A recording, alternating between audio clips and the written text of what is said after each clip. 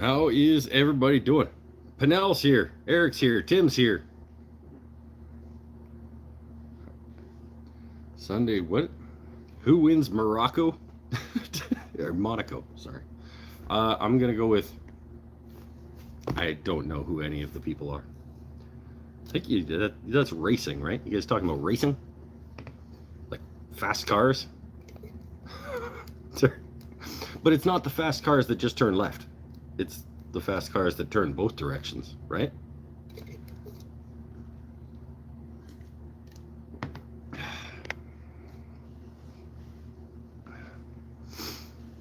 Tomorrow's Leclerc's time to shine in his home race. That would be nice, hey? To finally see Leclerc take it home and his... I don't know. This is not great lighting. It's a little gaudy back there. I'll turn those on.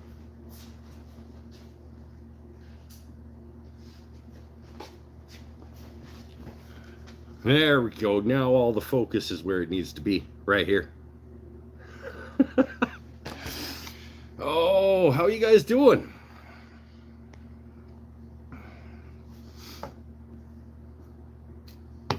Tim, what's going on, my friend?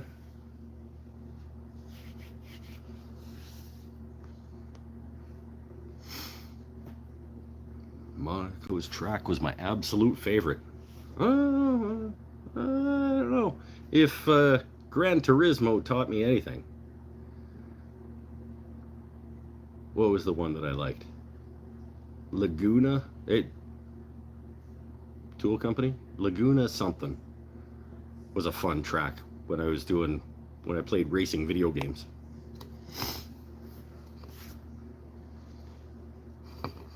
That was my favorite race track. So I guess it still is. I don't know anything about racing. So I know when I worked at sports bars, we had guys turning left on the screen a lot of time. But we have a track just south of town here where guys turn left as fast as they can. You Instagram banning my account for some supposed violation. I can't figure out and can't get your account back? Uh-oh. Really? Did you get somebody take over your, like, what was the supposed violation? Well, I guess you don't know. You just said that. Well, here's hoping that everything works out there for you. That can't wreck your week, though. Like, let's not let social media wreck your week. Life's too short to be letting petty things like social media get you going. Got a ban message, logged off, email said click here to dispute, and asked for a phone number I don't have connected to it. Should I be adding a phone number to my social media accounts? I don't want people to have my phone number. That sounds terrible.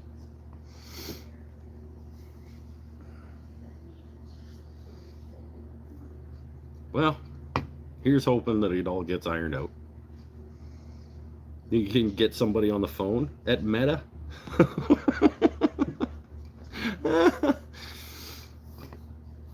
Apparently it's required if you want to have a backup plan. Oh, okay.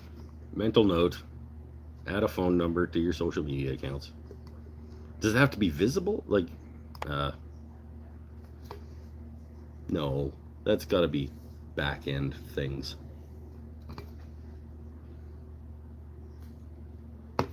Oh. Pinnell, how are you doing this week, my friend? This one's doing weird. It's going out there. Curl that one back under. Just like Android.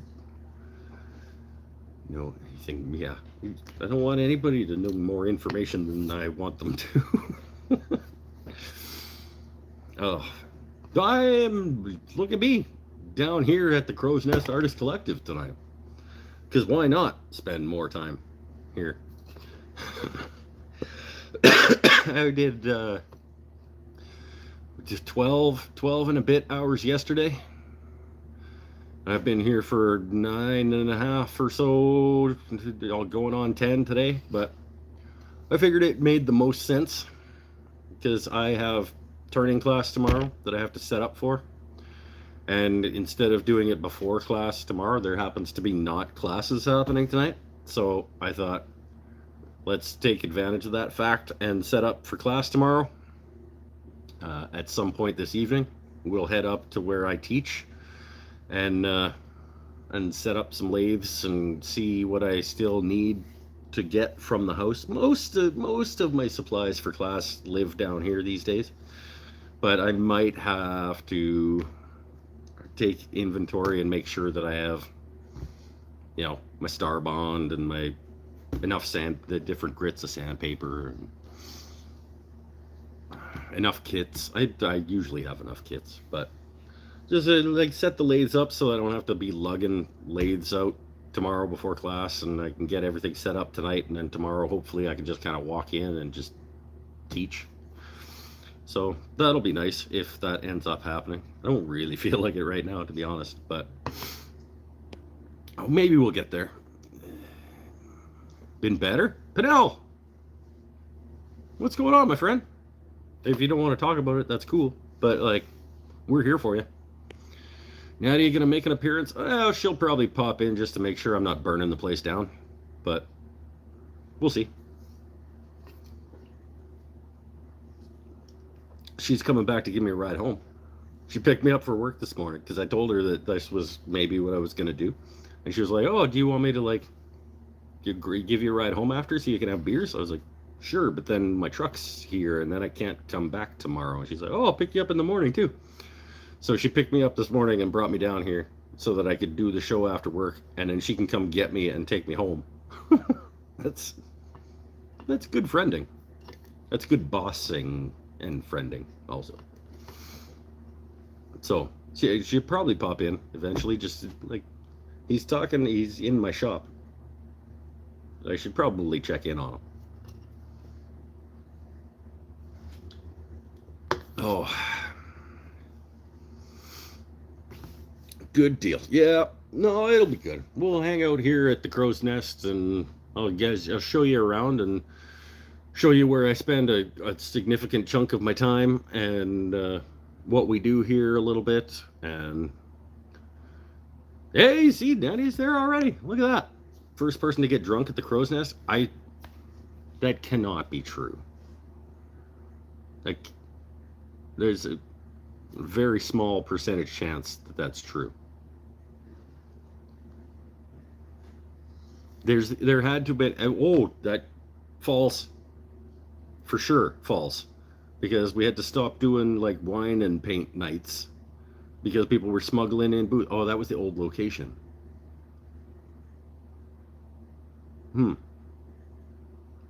Nobody got drunk at a Christmas party or anything? No, maybe not.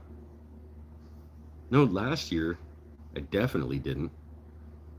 No, the Christmas parties that we've had here on location have not gone long enough to be getting drunk. I would be surprised if nobody has ever gotten drunk during one of the glow, evening ones, where I come in the morning to clean up and I find beer cans and cider cans and stuff laying around. It feels like maybe there was some drunkenness. First employee?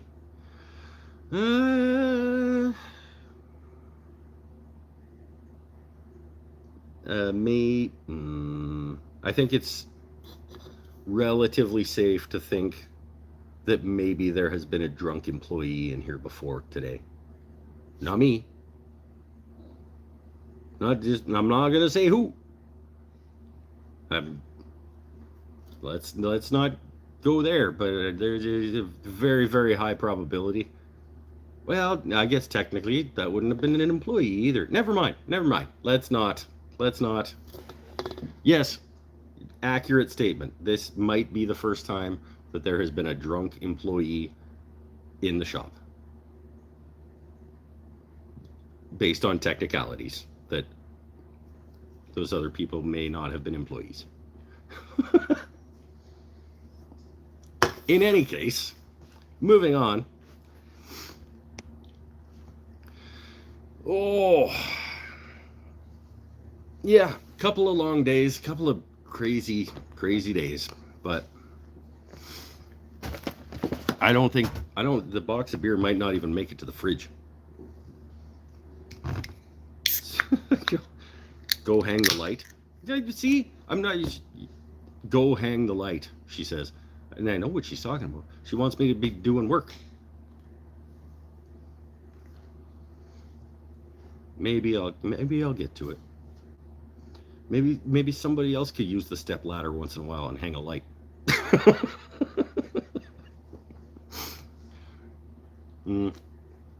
Yeah, no, I'll see what I can do. We got to set up the pottery studio. I'll take you guys on a tour. The pottery studio needs a little bit of additional glow action for a glow party tomorrow. So we need to hang an extra light in there. Yeah, well, settle down. We're only 11 minutes into the show, Nadia. Okay? We got to catch up with everybody, see how everybody's doing.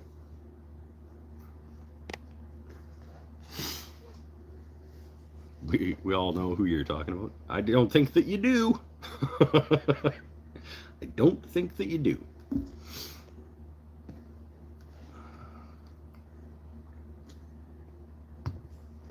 Like a little oomph in their coffee. Bailey's and coffee. Bailey's isn't my favorite alcoholic flavor to add to coffee. I mean, I can appreciate a good Bailey's and coffee like anybody else, but I think if I was going to add booze to coffee to give me a kick, it wouldn't be Bailey's. Because I'm not really Irish creamy. I'm more of a vanilla caramelly side of things. So like a nice salted caramel liqueur or something would be more up my alley.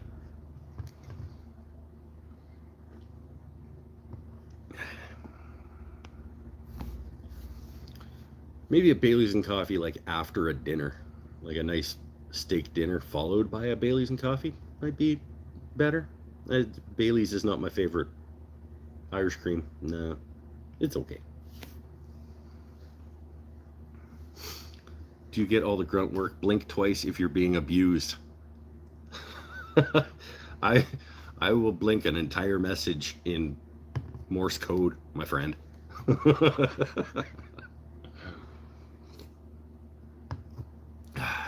I am the tall around here. I am the tall. I'm the strong. I'm the ruggedly handsome. I'm the charisma sometimes, but not all. We all have some charisma. I made a joke one time during a class, during somebody else's class, about how I'm just here as eye candy, which was hilarious. But yeah, tall. Just sometimes if we need a tall, it's me, and I'm really not even that tall. If we need a heavy lifting, most of the time, I think that kind of falls to me. We all do what needs to get done. You know, that's part of what's cool about here is that like we all have our strengths, and we try to make the best use of each other's skill sets. And if my skill set is tall and strong, then whatever. I saw They Might Be Giants in Connecticut a couple years ago on New Year's Eve. We had dinner before the show. For dessert, we had Bailey's and coffee with chocolate drizzle. Yeah. Jason is also the tall and heavy lifting. It's true. But sometimes Jason's not here and I am.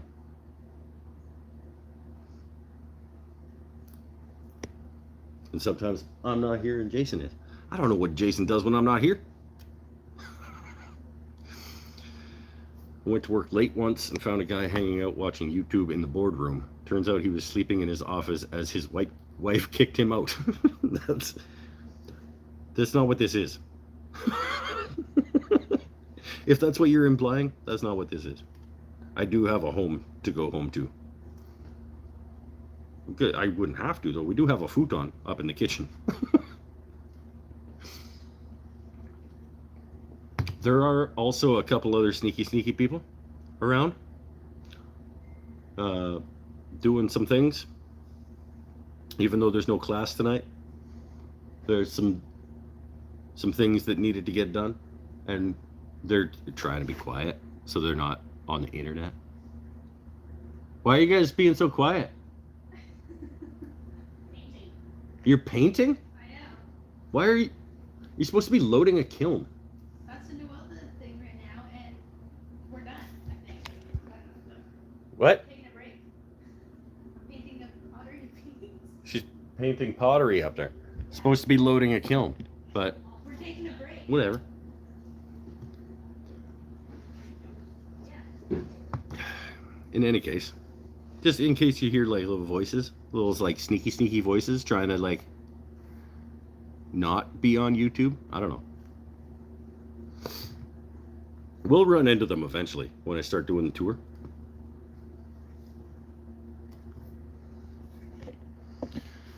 I'm 6'3", so I'm always the tall one and definitely heavy. Oh yeah, hey-oh. Seen a couple of those paintings on Nadia's Instagram. Yes, you have. Those 5, that set of 5 right over there on that wall are all hers. I got some things in here. I sold 5 pens today. What? My somewhat regular guy from, I found out where he's from, by the way. We had this discussion about, like, he just says like back east when he comes in.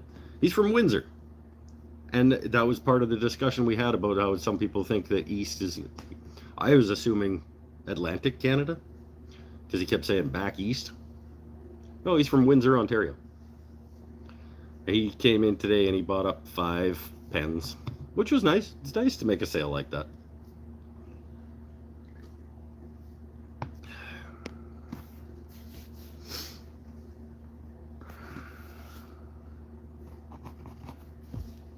So I guess I gotta replenish my pen stock on the shelf. Make another 2 tomorrow during class, and maybe stay a little bit late after class and make a few more just to restock the shelf. We'll see. Maybe come in early to do a couple? No. Nope. He sells plywood. Yes, he is the Windsor in Windsor Plywood. No, he is not. Oh.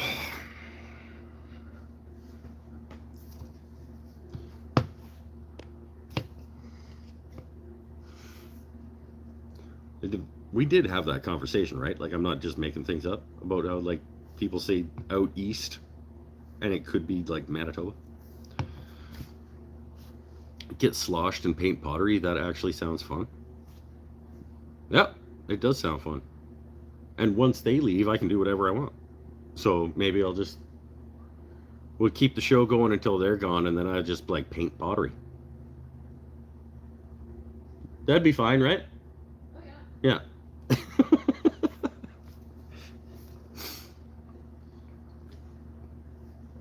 No, probably not. I gotta set, like, if there's anything that I'm gonna do, like, to be productive here in the shop tonight during the show, it's gonna be setting up for class tomorrow. So, and possibly microwaving some pizza pops, because I am fucking hungry. We had a day today here down at the shop. There were points where it was borderline unpleasant. How busy it got, but it was good. Do a ghost scene on the potter's wheel. Noella? Hello? Apparently we need to reenact the ghost scene on the potter's wheel.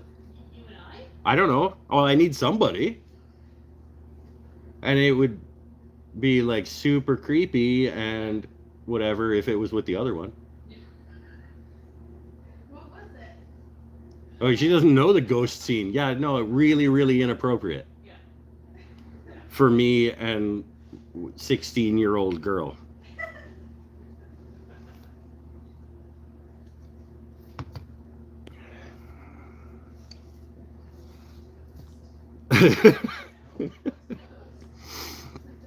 You should just clean the shop.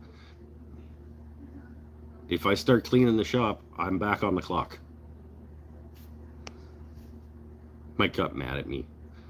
I didn't get mad at you. I got frustrated with the day. Okay? And only for a minute. Because I was underfed, malnourished and under-caffeinated and under-nicotined.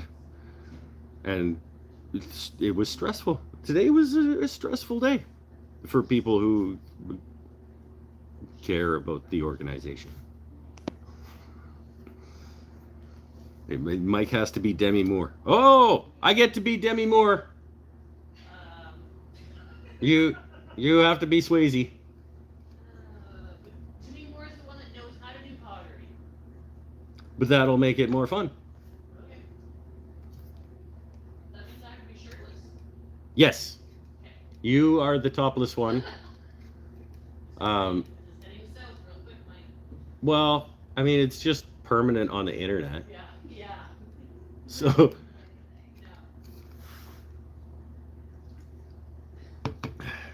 I'll give you guys a hint. That's not a thing that's going to happen.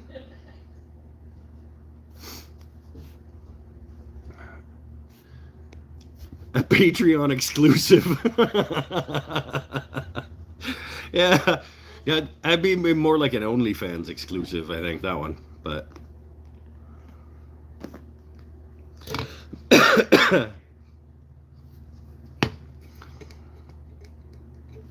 what if Jason is there? No, Nadia and Noella are different people. Just so you're aware.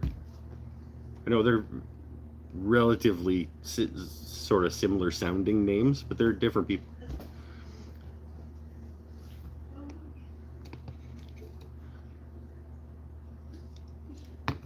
Oh, apparently I have to stop talking because I'm making Emily jealous. What? I'm just saying, I'm just passing it along. Apparently you want to be the one doing the ghost scene with Noella. I don't know about that. It's lost its luster. I just had to explain it all to her. Oh, I've did never you? seen it before. Why don't you just pull up the clip on YouTube and show her that Patrick Swayze, Demi Moore? If Jason was there, he could be Swayze, and I could be Demi. Fuck, that would be funny. There's no way. There's zero chance that even as a joke that Jason would like sign off on that.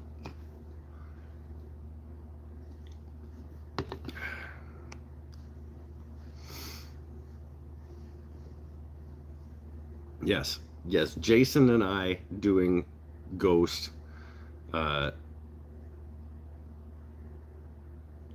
hilarious as that would be, would never be a thing, but only because of him.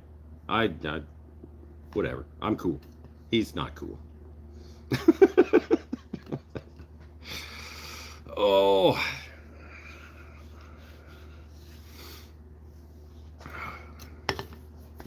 Nadia, just like when you have a sec, just ask Jason if even as a joke, if he would like he and I would get filmed doing the ghost scene on the pottery wheel. No. Also, where all my thumbs up, yos? I just asked him. He does not approve. Yeah, I imagine. Even if he got to pick, like he could pick whether he wants to be Demi or Patrick. I'm versatile. Like I can play either role.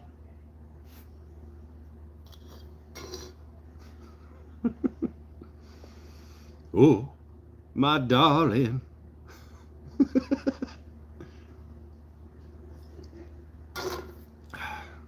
I'll sing the song too. It'll be great. It won't be great, but people want to watch stupid bullshit on the internet. Like it would, people would watch that. We could film it vertically and everything.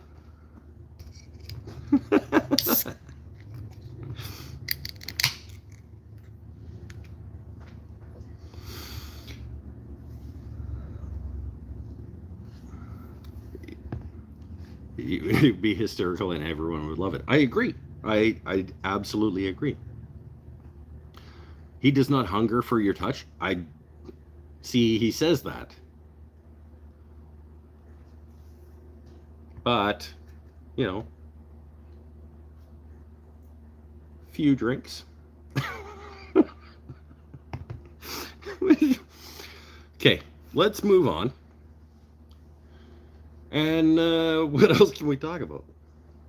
Just warn him that the beard may tickle? No, it'll be funnier if I don't.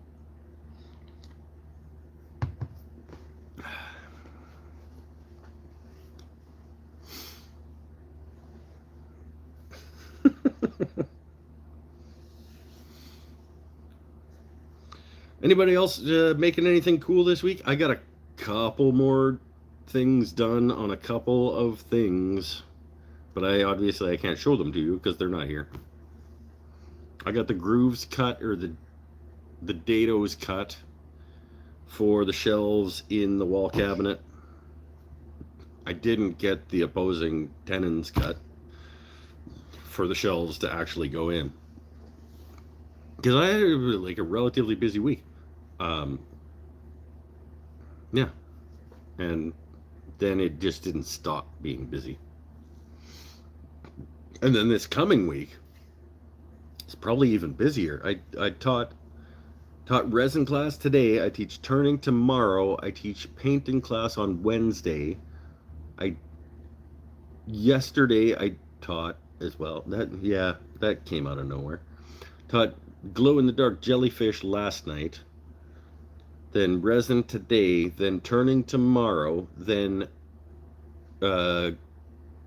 Northern Lights oil painting on Wednesday, then resin next Saturday, then Dremel carving next Sunday. Like I've got a lot of upcoming, and yeah, I've been relatively busy with teaching and stuff. Mike got the stool finished and the shop cleaned out, but he's not home to show us. Yeah, that's the problem. I couldn't do the show at my house because the shop's empty. Because the reno is underway now. And both guitars. Yeah, if you mean all three? This week for me has been a nightmare. Well, don't bring us down, yo. Getting ready for Memorial Day weekend at my job, making sure registers are all working so they can make money, and I'll get no raise because they suck. Agreed. Look at him go. All that talk about paying off houses must have motivated him. Yeah. What? Oh, you talking about Todd? Tim? Todd's talking about Tim?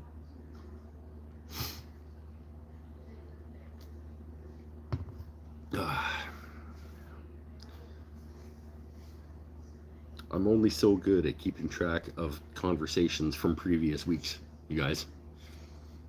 Oh! I accidentally opened my Mike Tries Beer for the First Time beer. Because I got my beer back to the shop. I ran quick after work and got beer in Natty's car. And got back to the shop. And I got back and I set him down. And I accidentally opened my, Mike Tries Beer for the first... Anyway. I haven't tried it yet. But it has been open for a little bit. So it's not going to be as good as it could be. This week's first beer try. I need a segment name for this. Mike tries this beer for the first time. The first time Mike's had this beer, I don't know. This week's one of those is Das Gut. Das Gut Bitburger. Das Gut Bitburger. Family owned brewery since 1817 in Bitburg, Germany. Das Gut Bitburger. And like I said, I accidentally got back to the shop and I opened it and I went, oh, idiot. That's supposed to be for the show. So I haven't tried it yet. By Siemenbrau Bitburg Eiffel.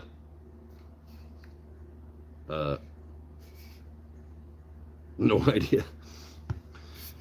Was talking about Mike with all the classes he has scheduled.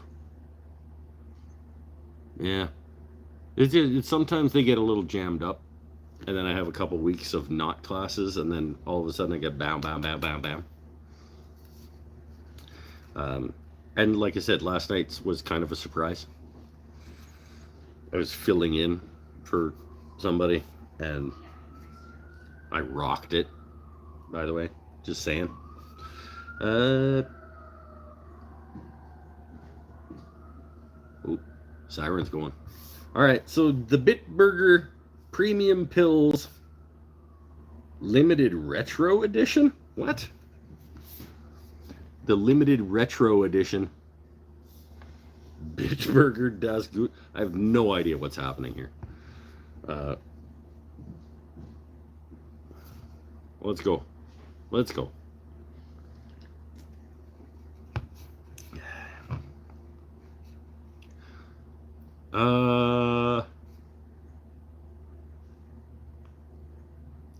Nah.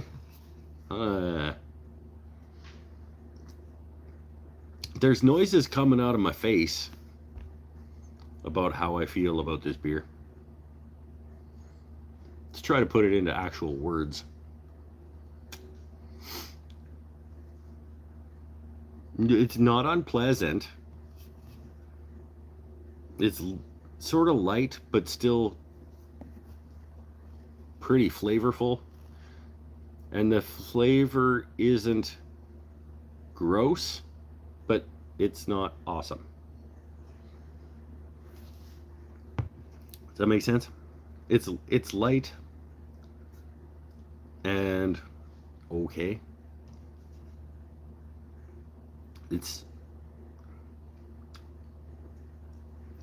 I would say it would be like a Pilsner style beer,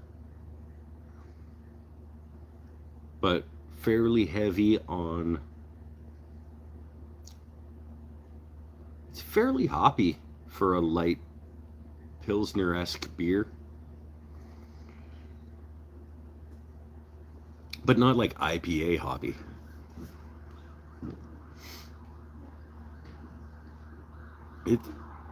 I think it's probably a wouldn't buy again. But if it would be a like yes please if someone offered me one at the party. I can't ever picture that happening. Like being at a party and somebody being like, "Would you like a Das Gut Bitburger?" I can't really see that happening, but if that happened, I would say yes please. But I don't think I'd make the purchase again.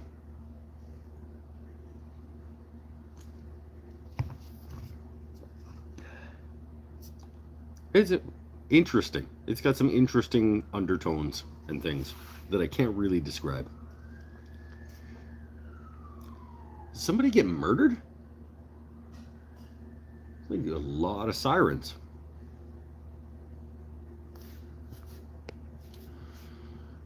Is there a beer you would turn down? Oh, yeah. Oh, there's lots of beers that I would rather not drink than drink. Even for free. Trash Panda. That was fucking horrid.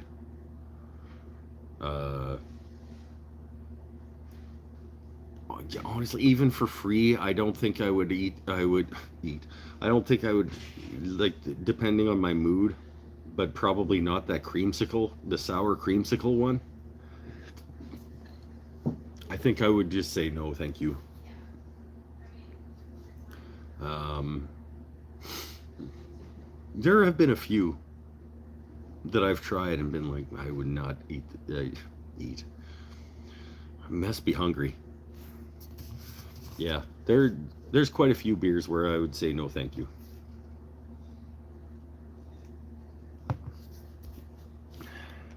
Where are all my thumbs at, folks? Come on.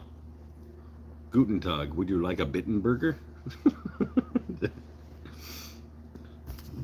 Bitburger das Gut. Bitburger Premium Pills. In Bitburg, Germany. Wouldn't intentionally buy it again, but if I bought it again by accident, because I forgot that I tried it before, wouldn't be totally disappointed. And would absolutely say yes to my friend who offered me a Bitburger. That's the review. I don't really know what the limited retro edition means. Maybe it's just the can. Like, it might be the limited edition retro can design or something.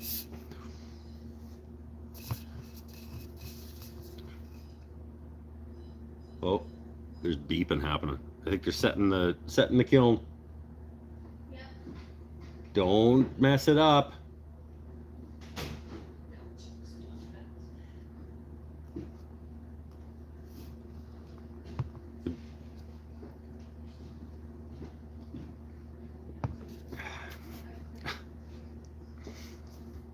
Like it matters. Like I would know whether. Can you cook? Oh, that's a good question. Noella, if I make Hot Pockets tonight, can I cook them in the kiln? You could cook them on the kiln. No, that's too thick. It wouldn't be hot enough. The top of the kiln is never hot enough to warm up pizza pops. Can I just open it real quick and just throw them in there for like a little bit? Do you get Yeah. these sauce No. on people's pottery? But what if they're on a plate? Yeah, paper plate, plastic plate. It's only gonna be like a couple minutes. I'm not gonna. No. What if I use like a I'll get something off the shelf Yeah, that. one of my pieces of pottery. Yeah, I'll grab one of your pieces of pottery and put a couple Hot Pockets on it. Put it in the kiln for 6 minutes. Okay, well, it's starting now. It's starting now, so how long is it going to take to get up to temperature? Like 8 hours? Yeah, at 8 hours it'll be over 1,000. How long does it take to get to like 600 degrees? 4 hours? 4 hours from now, I can open the kiln and put in my pizza pockets for like 3 minutes. I don't think I have enough battery to go for that long. What temperature is it gonna be at in like 2 hours?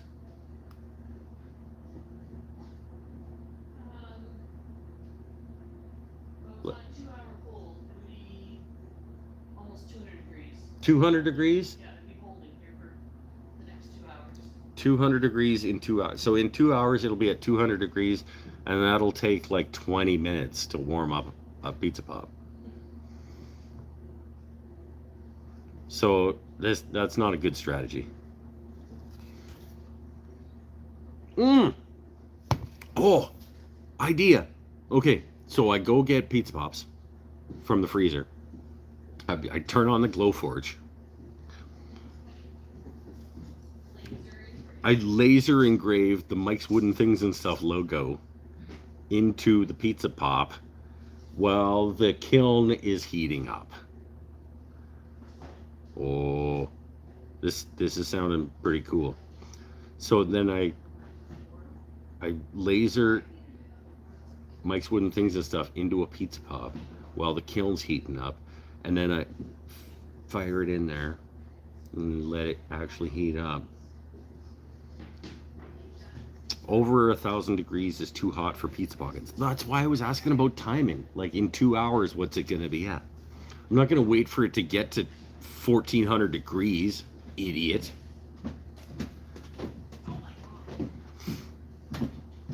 You know we have a normal oven and a microwave. Yeah, I know, but that's not as cool. Wonder if I could cook it with the laser. Can I? Nadia, can I do science in the Glowforge tonight and see like whether you can cook a pizza pocket in the Glowforge? By like very, very light passes.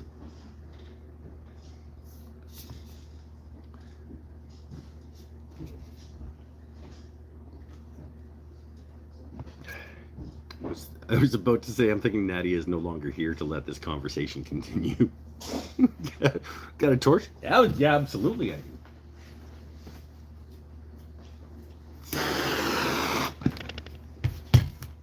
Damn right, we all kinds of torches and things. I have gunpowder. Oh, this is getting even better. So between torch and Glowforge and kiln, I think we can find an interesting way to make pizza pockets. I am not allowing you to do the kiln or laser cooking. She's so mean to me. What? Make very entertaining content for the internet. And maybe you dying from it. How could I die from putting a pizza pocket in the Glowforge? I don't even know what to say to that. Yeah, see, you're not even paying attention. I'm talking about like, would you like put some designs on the pizza pop in the Glowforge while the kiln's heating up, and then I can fire it into the kiln real quick just to like actually cook it. And if it needs a quick sear, What's Nadia saying about that? well, she's forbidding it. So, Yeah. but maybe she'll go away. Sometimes she stops watching for a little bit. She's not going to now. Now You don't know. That's my torch. Stop playing with it. You- Come stop me. These are awesome, by the way. If just as a Mike's tip, if you're gonna use propane or gas torches, these trigger dealies, absolute must.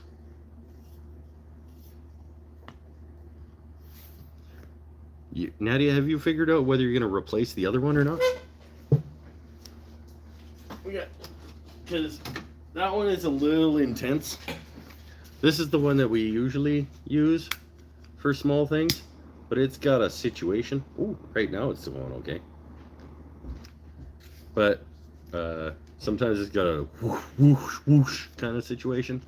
And I think it might be time to replace that guy. So sometimes I bring the one from my shop that's a 2-hole. Now you just kiln blocked him. What? Like the person who owns the kiln said it's okay. They're her kilns, right? You know what? They are your kilns, right? Yeah, see? Nadia's not in charge of whether or not I can put pizza pops in the kiln.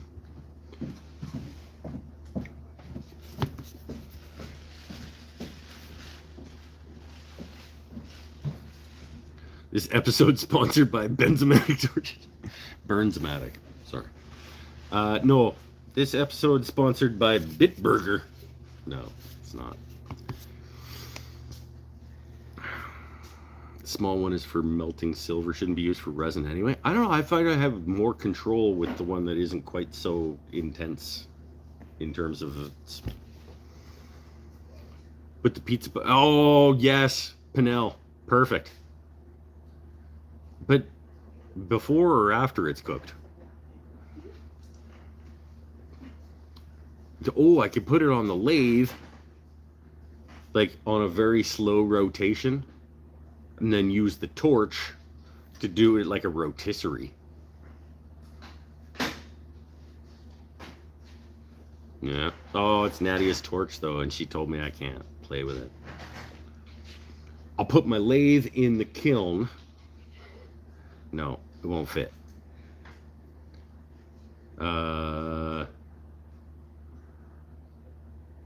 Oh, I don't have to hang the thing. Yay. I was just kidding, by the way. I know, but I just said that I would get around to it. It's okay. We plan to do it. All right.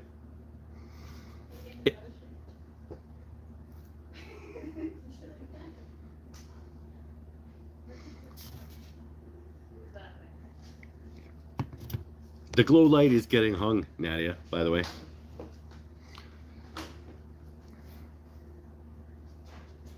Because you're not in charge of me when you're not paying me. I would have got to it. It's a calzone. Is it a calzone? A pizza pop is technically a calzone, I guess, isn't it? I've had one good calzone in my life. Most of the time, it's like just like a pizza that's been folded in half, and they don't do it good. But one time, I was like, damn, this is better than pizza.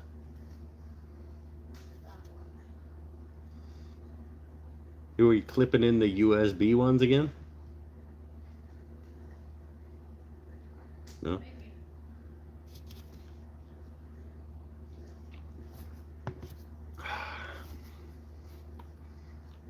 In any case, maybe or maybe not, we'll find a cool way to eat a pizza pop tonight. It'd probably just be microwave. It sounds overly complicated. Nattie'll get mad if I put it in the Glowforge.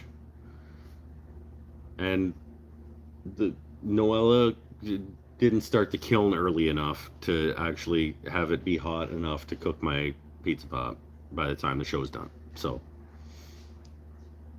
there's no good answer.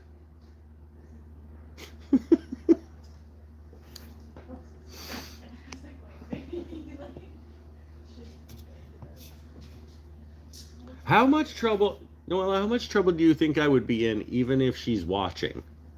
And you did it? And I just went and got pizza pops and put them in the Glowforge and like... If nothing was wrecked? Yeah, I mean... Probably just yell at you. Yeah, she'd be pissed, but like if it didn't break anything, I'd be good, right? I think she could probably get in her vehicle and get down here to stop you in time. There's no chance. I can start up, I can get the Glowforge rocking on a pizza pop within minutes. You're actually gonna do it. She'd be in the car right now. Well, but I'd be sneaky about it. I'd be like, okay, so I'm just going to go up and set up the class for tomorrow, and then I'd just run back down and just put it in the Glowforge. You just told her your plan. Well, then I'll come up with a different plan and not say it out loud. Glowforge privileges. Yeah. Lose my Glowforge privileges? Oh, no.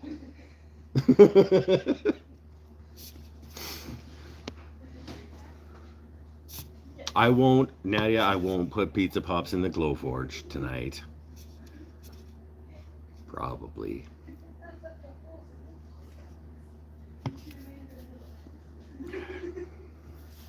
I'm like 80% sure that I won't put pizza pops in the Glowforge.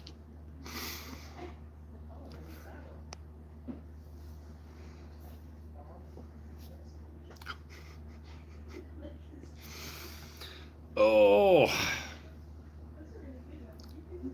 tonight. Sean, it's a good point. They are pretty good. I mean, we can be semantic about the argument. Like I said, I wouldn't do it tonight. It's maybe sometime when I'm not on the internet. But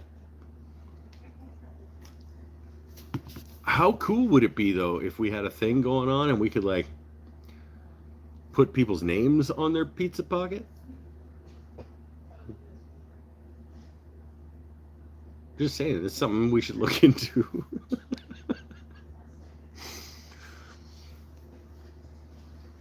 I would totally try it if I had a Glowforge. Yeah, you would. Yeah, absolutely. We should try it. Can we do it sometime when we're both here? Because then we can keep an eye on it and make sure. There's nothing bad that can happen. It's just gonna laser the crust of the pizza pocket. There's nothing that could bad. No one would get their pizza pockets messed up. That's right. See, customization, pizza pocket customization. We'll get a little toaster oven that we put beside the Glowforge. We cook it, and then we put it in the Glowforge and customize it, and then get.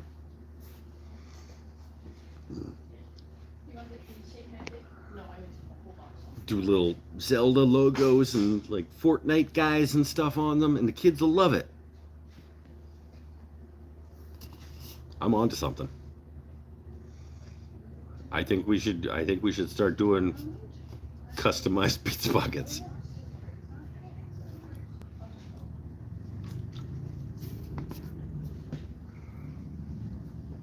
You get your Five Nights at Freddy's guys on there with your name.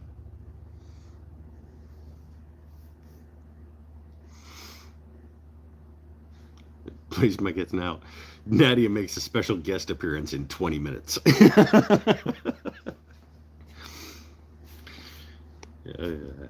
Yeah, business Mike. No one likes pizza pops enough to make that a fun event. It wouldn't have to be an event. It could be like at an event, like as part of a thing that we do. Like at the Witchy Market, we can customize pizza pops on the laser. Right?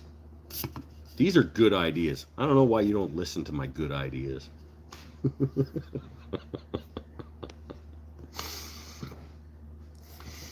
$4 for a pizza pocket or $6 for one with a Fortnite logo. See? Pinnell gets it.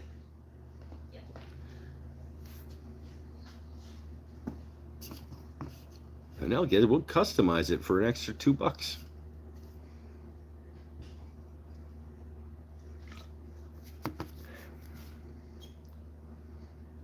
There's something here. There's a nugget of an idea here. Cookies?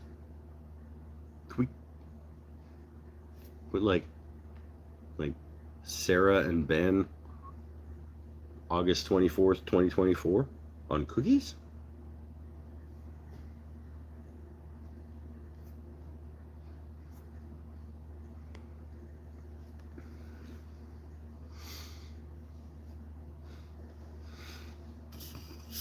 Hashtag business Mike.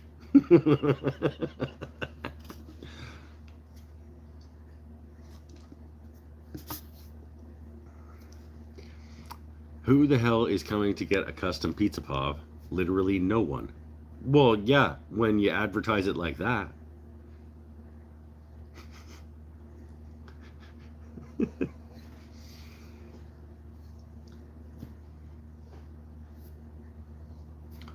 Pizza pockets at a wedding. Yeah, we'd make a ton of them. We'll do them frozen. Then we gotta figure out a way to get them in there and not have them thaw. No. Better like as a spot thing. Like, you want pizza pop? $6. You put your favorite little Five Nights at Freddy guy on there. Your Fortnite character we can put on your pizza pop with your name. Why would you want to eat it then? If you like had a custom pizza pop? Because it's delicious. What do you mean, why would you want to eat it? Well, wouldn't it be like, I don't know, it would mean something out of something you like on it? Sentimental though. Yeah. You can keep it if you want. It'll It'll mold. Yeah, probably wouldn't be good after a while. But Good for a week. I don't know. These are just nuggets of ideas. Okay, they're you have to start with a seed before it can grow into what it's gonna become. All right. Have fun. Okay, bye. Goodbye. As soon as they're gone, I'm gonna open the kiln and get a rotisserie going. No, I'm not.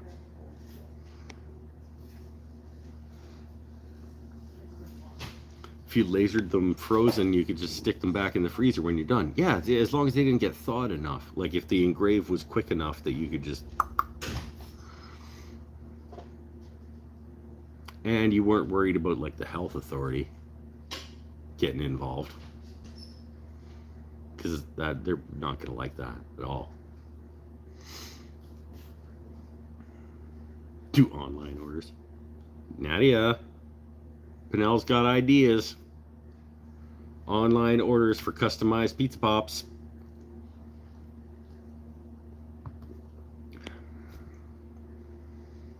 Oh, he's unsupervised. I will be shortly.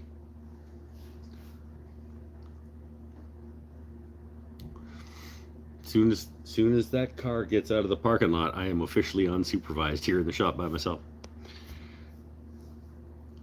We had a steakhouse that used brand cooked. Yeah. It's just heat that you're adding. What could be unhealthy about a laser beam? It's not the laser beam that's unhealthy. It's took a frozen product, lasered it, then sent it through the mail. Like a pre-packaged frozen product got lasered and then resold unpackaged through the mail. Is the door locked? Yes. Dry ice. We're not spending money on dry ice for fucking lasered pizza pops. Come on. Go see if the door's locked. It sounded like maybe they locked it. It was locked. It's not anymore. Let's do, now that I'm up and walking around, let's do a tour. So this is the Crow's Nest Artist Collective. That's the big logo on the big garage door. There's the door. Let's go for a quick tour. Why not? There's enough of us here. Come on. I'll lock the door behind me. And so this is the space. That's how it looks from the front door. We've got clothing rack right over here. Mezzanines and stuff. At any given time, we have 60-ish local artists that sell their work out of here on commission. We keep our commissions ridiculously low. People are always surprised. Sometimes it's bothered me in the past how like some galleries and shops and things, their commissions were like, they get more than you do, like 60-40 in the wrong direction. These days we are at, Natty will correct me, I think it's 65-35, 60-40 in favor of the artist, which is awesome.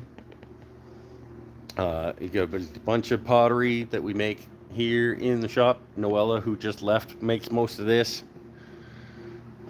Locally made and screen printed and tie-dyed and things. Clothing rack inside the front door. My stuff is at a place that's 50-50. Yeah, I see 50-50 a fair bit. Like I said, I've seen 60-40 where the 60 is the gallery. Come on. It sucks for artists. Yeah, 35-65 is us. So like for an artist who's trying to get your work out into the world, to try and price your stuff so that you, like, say I want $300 for this piece.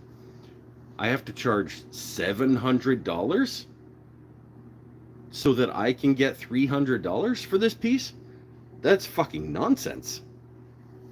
Right? Like it's but in any case. So we keep commissions as low as we can to keep open. Here's the. So this is the front counter where we get some earrings and we got a fundraiser for a local nonprofit going on here. This is our dress that we made for a wearable art show 2 years ago, with wings and feathers and all kinds of cool stuff. Cards and small prints and things like that on racks. We got the pottery section right up front. Art all the way across the mezzanine. This is the art supply section. This front quarter, I guess, of the shop is the art supplies. Acrylic paint, watercolor, brushes, pens and pencils and inks and acrylic paint and the whole line of golden down at the back here. And like sketchbooks and paper, acrylic inks, fixatives. Forgot to tell them we won the wearable art show. We did. We won one of the 3 categories of the wearable art show. Okay, settle down. Canvases and wood panels in this back corner. So this sort of like front right quarter of the shop, I guess, would be art supply section. And then the center section is these spools, these giant sort of cable spools that have made into displays for product. So we got some woodworking stuff down here. We got like small batch hot sauces and so like tumblers and things, small batch tea, some of Mike's things.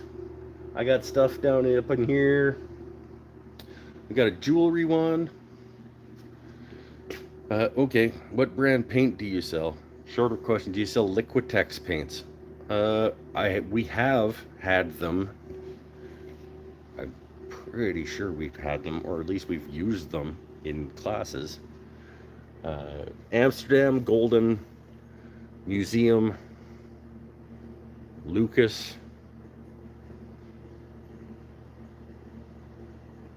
Wallix on occasion. Have we ever had Liquitex?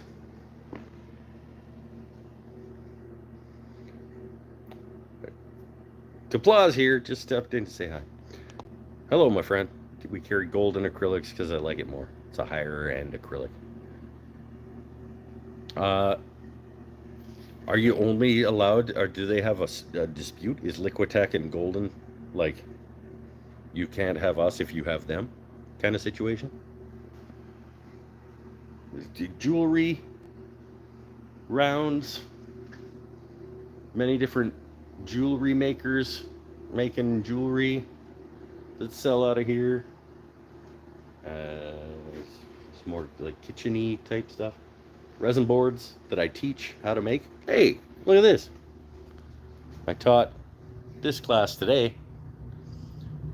Ocean resin charcuterie boards.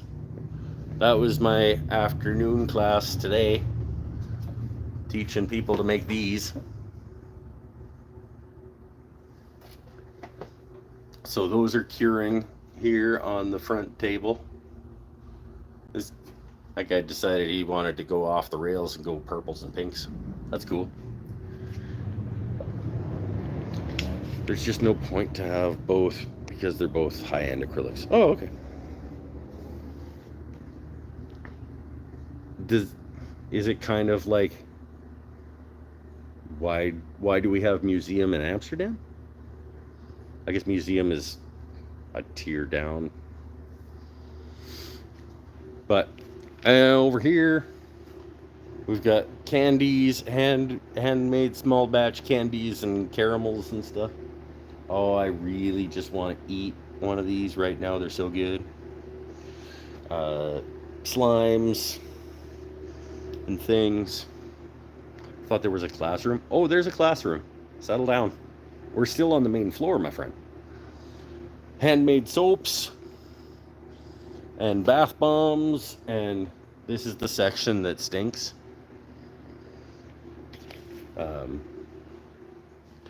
Macrame, knitted things, keychains, and etc., etc. We have many things that are rad, that just sort of assemblage art. This guy is cool. This is an interesting fella who makes little like polymer clay critters.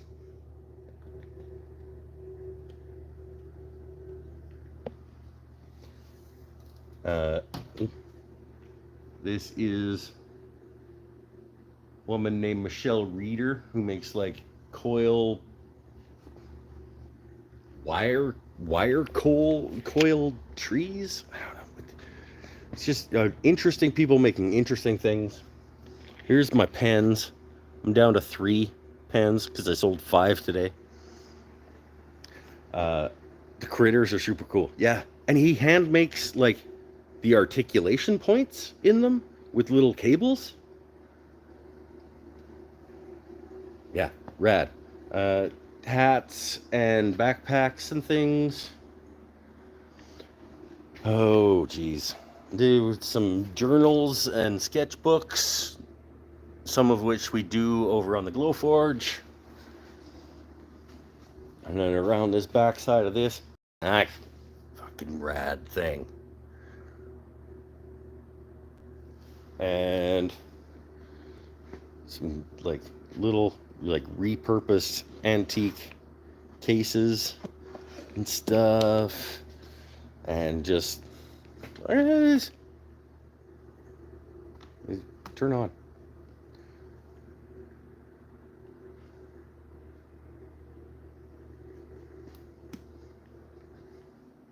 Like actual dead hummingbirds in there. Then, okay, so talking about classrooms, pottery studio, sort of the front back right quarter of the main floor of the shop is pottery studio. We have 8 pottery wheels and shelves for drying and curing and etc., etc. Oh, should we do the back hallway? Ugh. The back hallway that's on the other side, the front back right quarter, you recognize, okay? Down this back hallway here is kind of a gong show. This is where we keep tools and cans of paint and some shop like class supplies and our ladders. It's not good. It's not, in terms of organization, it's like it's shelving for stuff, but it's not well organized, and we're constantly trying to improve it, and we'll get there. But it's like, where might that thing be? Check the back hall kind of situation. That's where we keep the miter saw and the scroll saw and the sanders and the woodworking tools, I guess.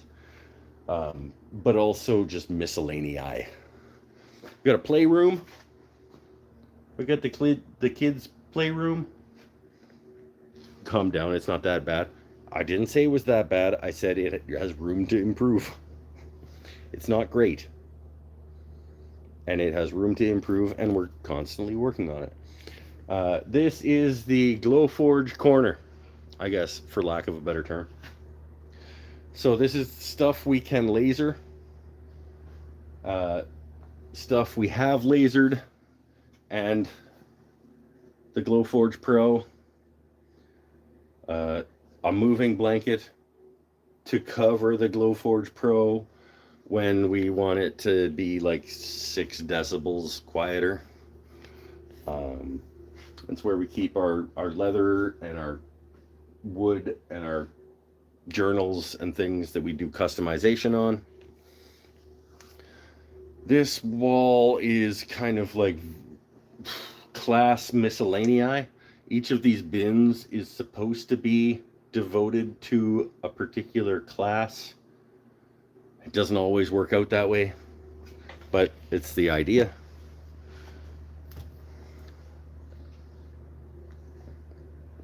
Is that a pizza pocket I see on the Canby Glowforge shelf? Why, yes, it is. Okay, so this wall of the shop is a set of 3 sort of stations. So it's a classroom, but it's also kind of open studio area, and it's where we get a lot of our sort of general work done. So, and then in between each of these 3 stations, up on the wall here, we got an air compressor for the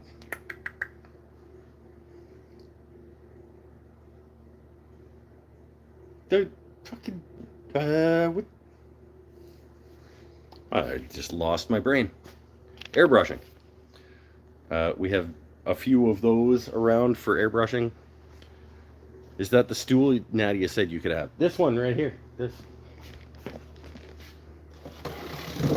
That's the one that Nadia said I could have, with the cushy top and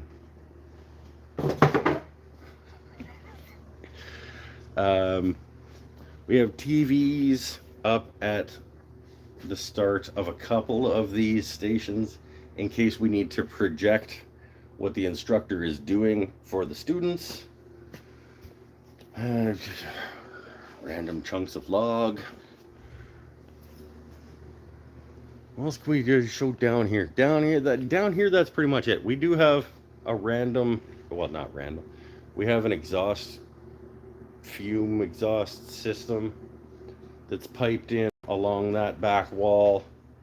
That's a 10-inch pipe with 6-inch offshoots that all come to a vent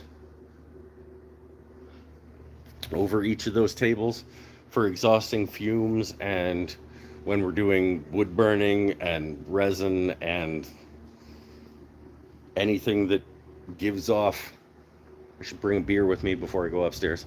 I should go for a smoke before I go upstairs. This is gonna be a long tour, my friends. This is a big shop. Nadia, what's the square footage of this location? Do you know that? I want to say it's about 40 by... It's about square. Maybe 40 by 40 by 30 tall, with a second floor that goes around most of... I'll show you the second floor in a minute. I might go for a smoke first. Not that one. That was my favorite. Mike, take that stool home. Well, she's driving me home, so that if I bring it outside when she comes to get me, and she's like 3,000 square feet. That doesn't help me. But just, is that close to 40? No, 40 by 40.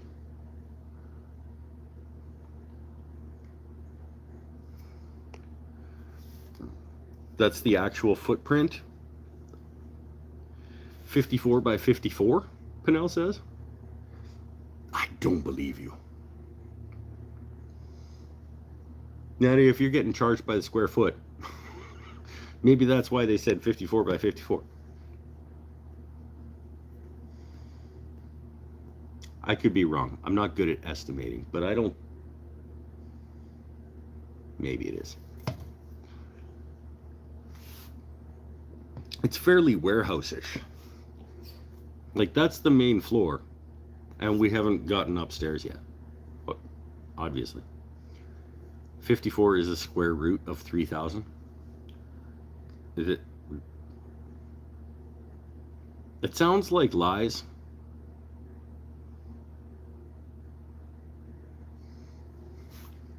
But I'm not a math guy. Nor do I ever want to be. So that's the main floor of the shop. It gets crazy in here sometimes. Sometimes this main floor has 2 birthday parties, or a birthday party and a class, and retail shoppers, and the phone's ringing and the lasers going. Just turn the exhaust on and smoke away. Hey! That's a fucking good idea too. Nadia. Can I just turn the vent on and just like have a smoke?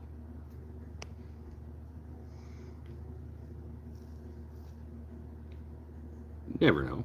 She's gonna say no. The sum of the square roots of any 2 sides of an isosceles triangle is equal to the square root of the remaining side. A squared, that's Pythagoras. That was my boy Pythagoras came up with that theorem.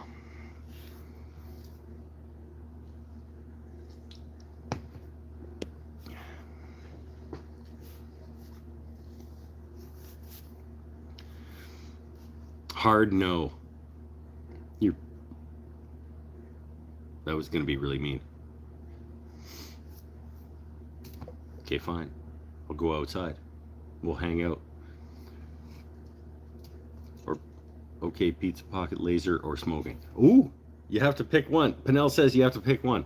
I can either put pizza pockets in the Glowforge, or I can turn the vent on and smoke in the shop. Your call. Pinnell has decreed that these are your 2 options.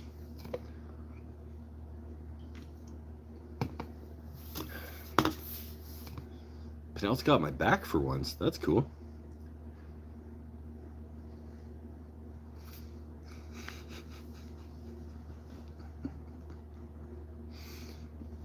I wouldn't smoke in the shop. There's a vent right here. It's like a 3 horsepower fan that sucks the air through these motherfuckers. Like,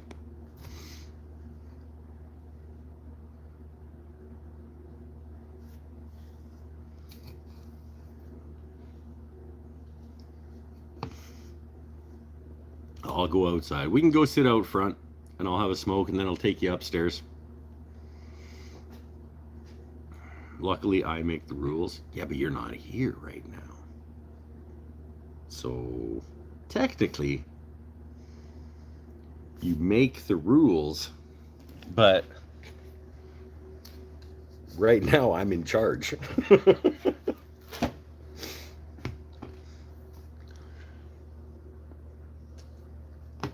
I'm gonna get a fresh beer and we're gonna go out front. It'll stick to everything in the place even after you put it out. I know, I wasn't actually gonna. It would have to just like blow it straight up into the exhaust. Like, it's we don't want that.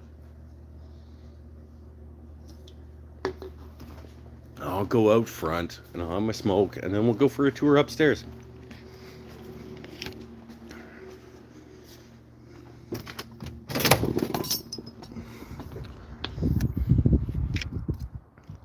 I'll show you guys where I used to do turning classes. So this is the building.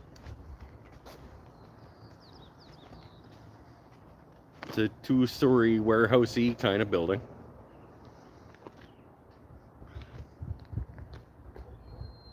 We got some murals and stuff going on. And then I used to teach turning classes on this side of the building, underneath this overhang. So, well, it was not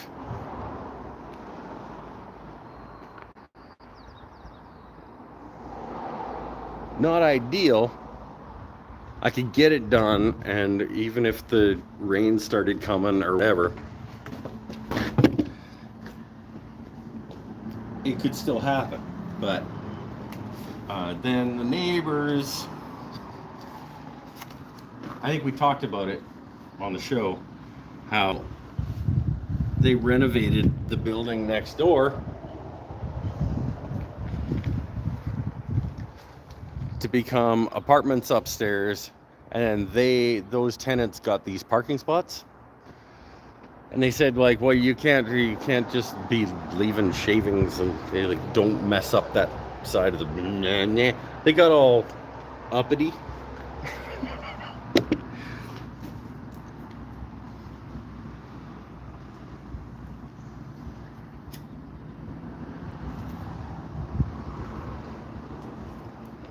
So now we've moved the turning classes inside. But thankfully we found a way to move the turning classes inside. Ooh, smoke showed up.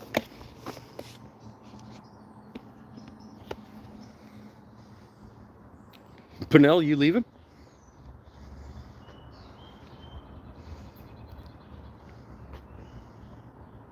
Hey, it's my Wi-Fi that died, not mine. Well, good. We can hang out. I want to put you guys down someplace so that I gotta hold you with one hand. I can't do beer and smoke in the same hand. Turning classes and the shell game. When he was bored, and he did extra. I need an extra hand. Geez, sure would be nice if I could just have a smoke inside. There we go. We'll just sit on the ground in front of the shop.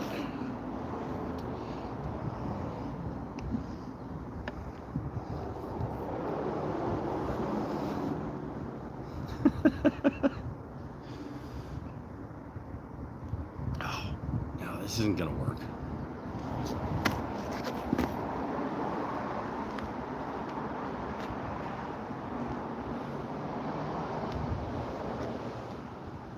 So here's the front of the shop. As exciting as this is, you went outside and my Wi-Fi died. Wow.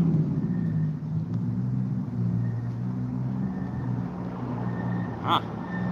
I cannot explain that, my friend.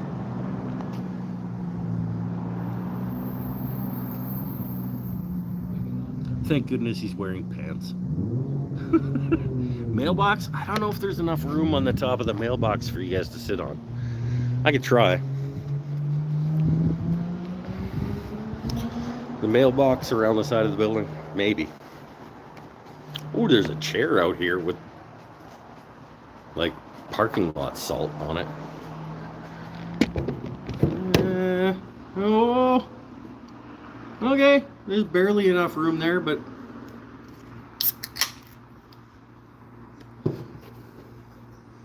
maybe we can meet the neighbor with the little, he's got little Frenchies, little Frenchie dogs. Where's the sign for the building?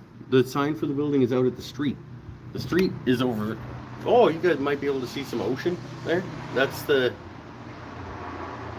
South Island Highway going by. The sign is out. I don't want to lose signal from the shop, so I don't want to take you out to show you the sign that's at the street. But we do have a giant on the back of the building.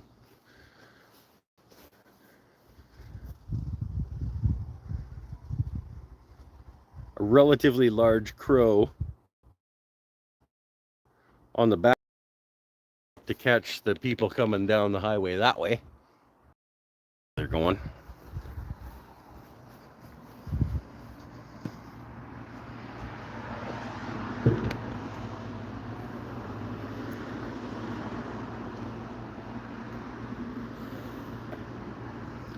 So yeah, there's a big crow on the back of the building, and then there's a sign for the shop out at the street on kind of a billboardy looking thing. I'm losing Wi-Fi?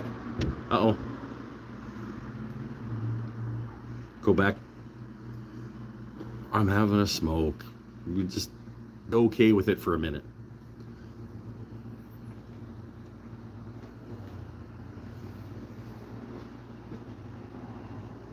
It's got the Transformer Jeep that one of the tenants in the next building over.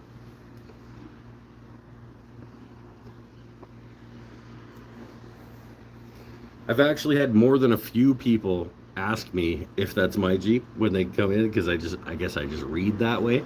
They're like, "So is that your Jeep?" I'm like, "Nope." Hey, I could rock it though. I could absolutely rock it.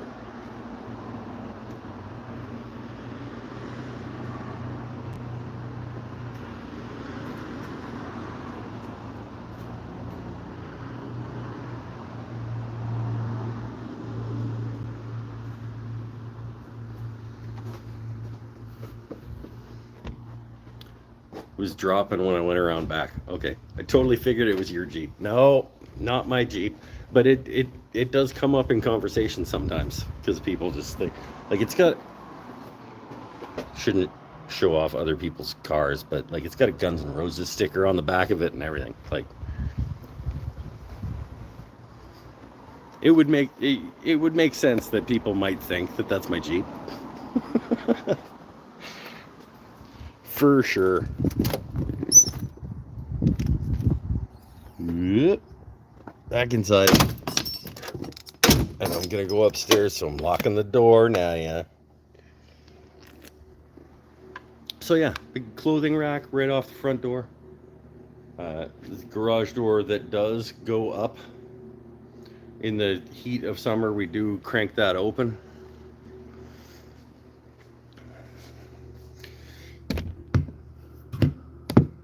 I might just leave you guys here for a minute so I can go use the urination station inside the shop.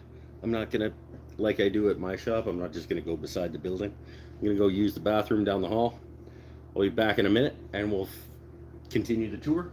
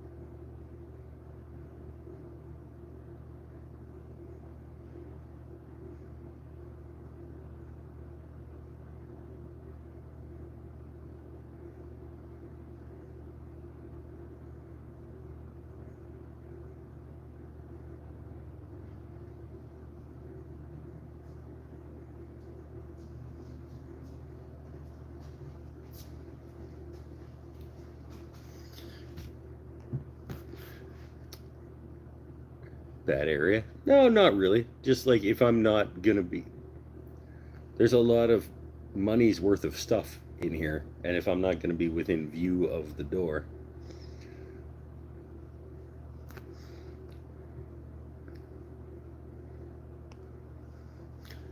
I really dig the Crow's Nest. This is a great place. It absolutely is.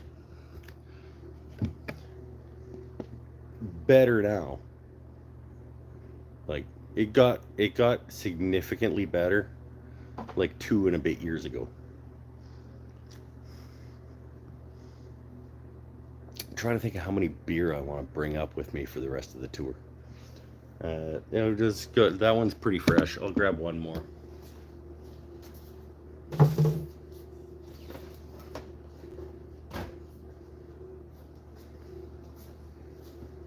Put it in a pocket. And let's go for the rest of the tour. So we're gonna head upstairs. Right above the front door. I don't know if you guys will recognize that style of art. I got a piece right over the front door.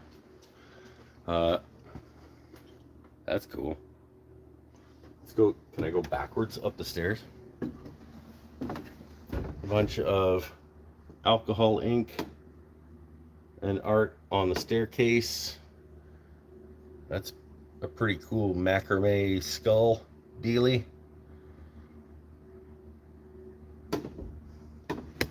And then we turn the corner and we continue our way up the stairs with more art. Art everywhere. Is that the piece you copied to make yours? Top of the stairs, we've got a wall of original art pieces by local artists and our paint your own pottery stations.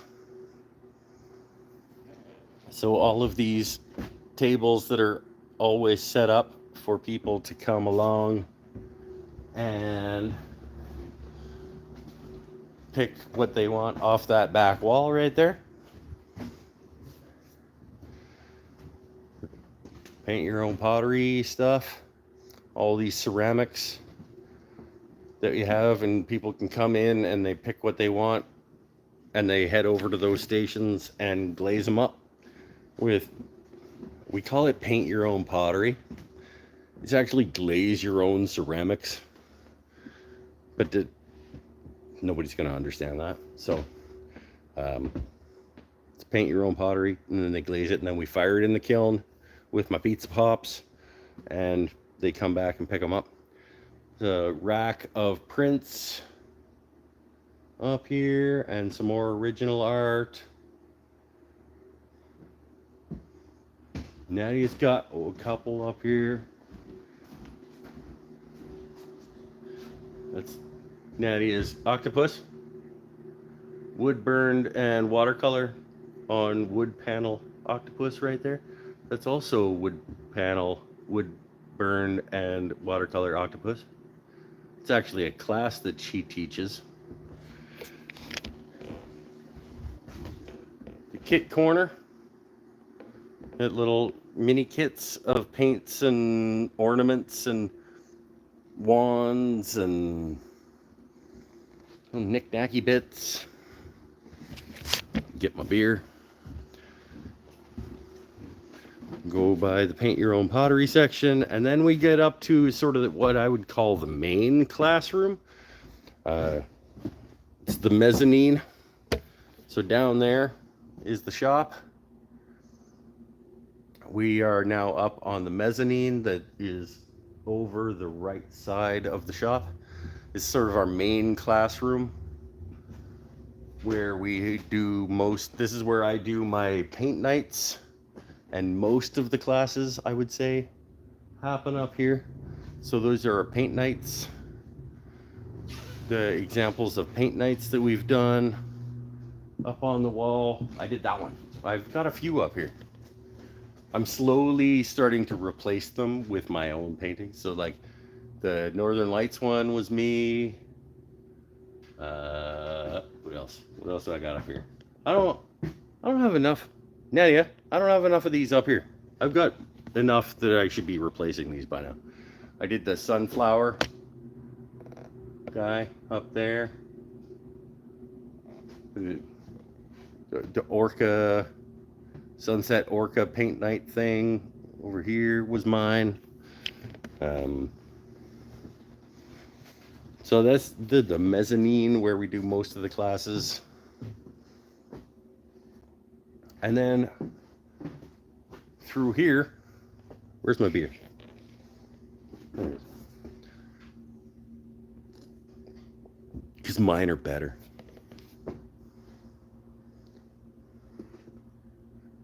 A, mean, and B, not all of those are yours. And I think we both know whose shouldn't be up there. So this is the kiln drying rack, or waiting to go in the kiln racks. This is the kiln room. Staff only. I'm staff. These are the kilns. That one's empty. I could put pizza pops in there and turn it on. We have 2 kilns in here for firing pottery. Then we go through low room that way.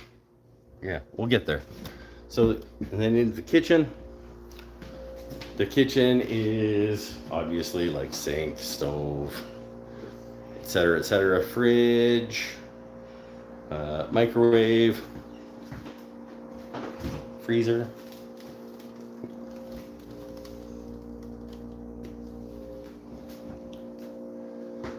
Bathroom off the kitchen.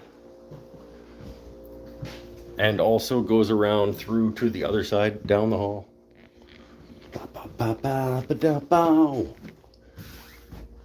Glow room.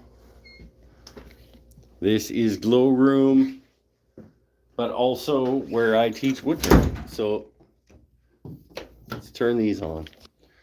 This is where I teach turning. I reset it into lathes, and it's where I teach wood carving with Dremels and all kinds of things. Right now it is, which bulb did you burn yourself on? Remind me when we get back downstairs and I'll tell you. I'll show you specifically which one it was. So this is the glow room. If you get, oh, we took the awesome glow lights out to set up for downstairs. But like, so plug some of this in. Because why not? We'll show off the glow room for a second.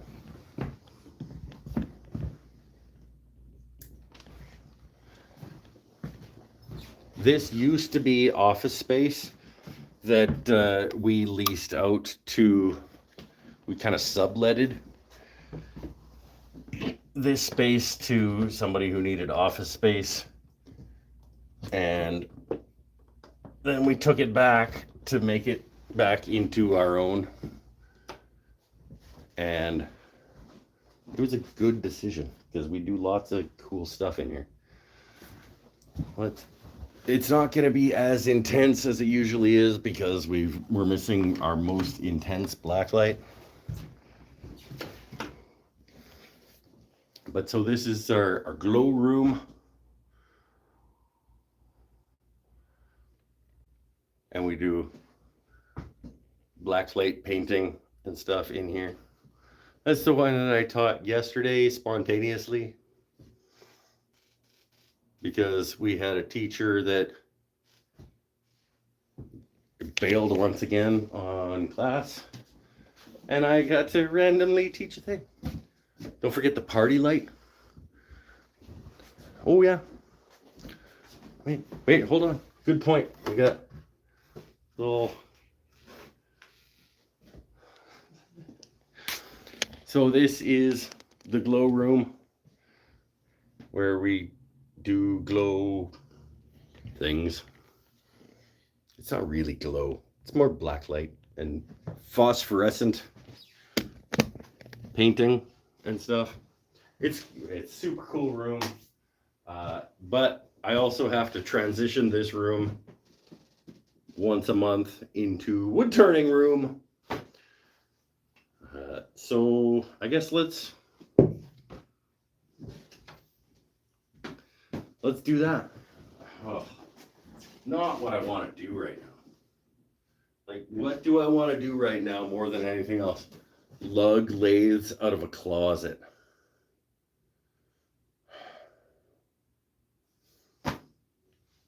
Do I want to do it more now than I will tomorrow morning? Do some of it now.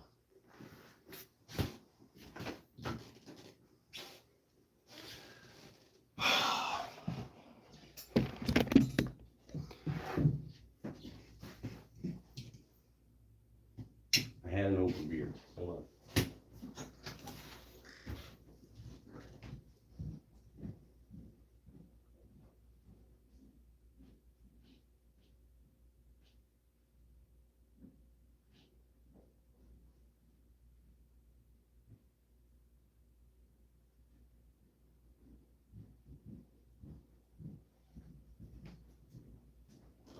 I'll start getting class set up a little bit, but I'm not gonna full on do it. I'll drag the lathes out so I don't have to do it in the morning. Tomorrow morning we'll give you a fire under your butt to get it done. I think it's already too late tonight. I think I could get the lathes out onto the tables at least, so that tomorrow morning when I'm feeling weak, I don't have to be lifting 140 pounds up onto the tables. We'll partially set up the classroom tonight and deal with the rest of it tomorrow.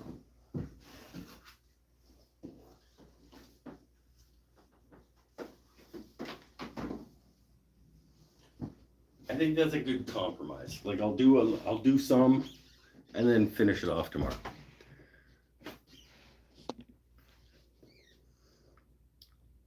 Are you not there late to set it all up? That was the idea. But I kind of... Yeah. Yes, the concept was I'll set it up tonight and then I don't have to do it tomorrow. I'm going to compromise and I'm going to do some of it. I don't know. We'll see. Maybe I'll get around to doing all of it.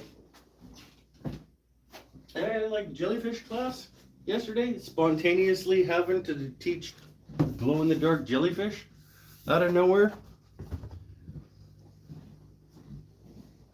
I'm versatile. Take tablecloth off, move this out of the way. This fucking thing needs to go.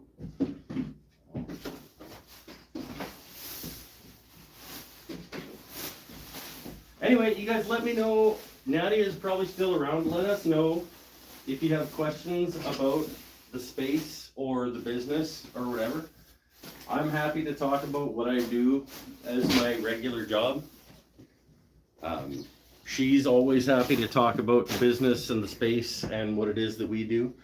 Let me know if you have questions.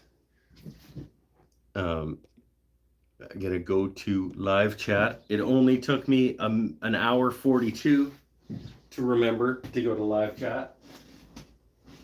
So whoever had that spot in the pool.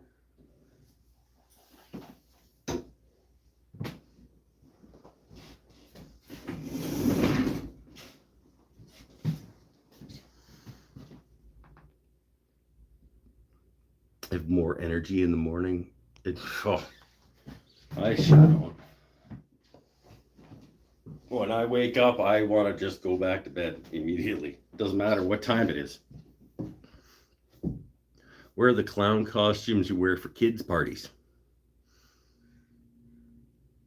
You should have told me to do the show with you. I did tell you what the show was going to be. If I would have told you you would do the show with me, you would have said, fuck right off, I'm going home. You're literally like, I need to get out of here. And you are doing the show with me. You're here on the show to answer questions and talk to people. We can do another one. We can do like a special guest, Nadia, down at the Crow's Nest or whatever show. This doesn't have to be the only ever episode that happens down here. Oh, chairs out of the way. Gonna move stuff out of the way so I get my lathes out.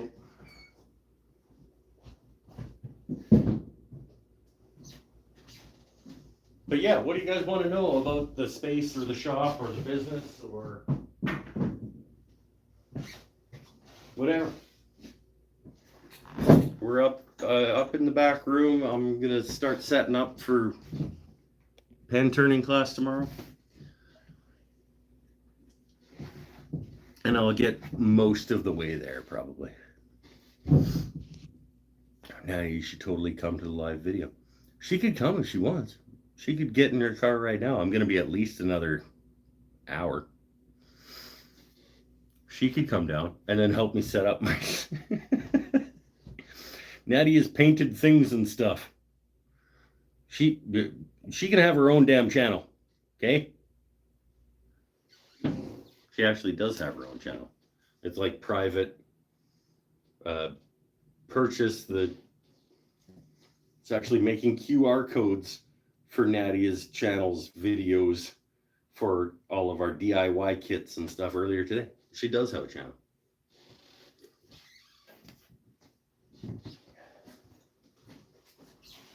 Garbage can out in the hall.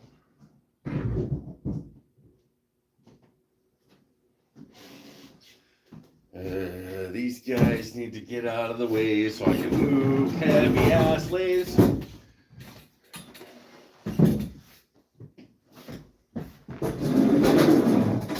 I'm gonna get the lathes out and my bins of stuff out.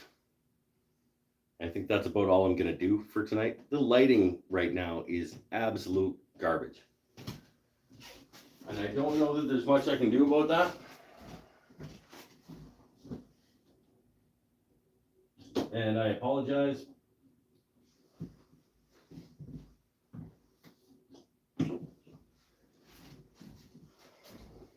But if I'm gonna be getting work done, I gotta get work done.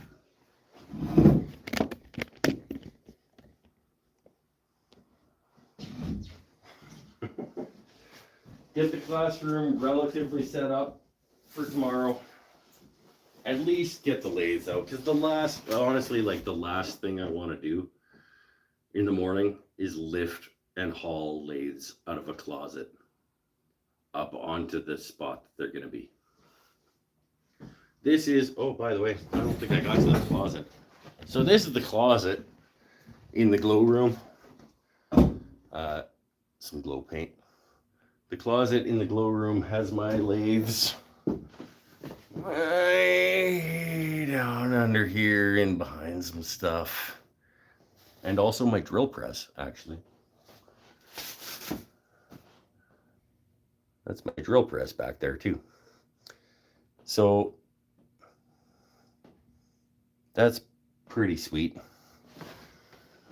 Dig those out and get them up on their tables where they need to be.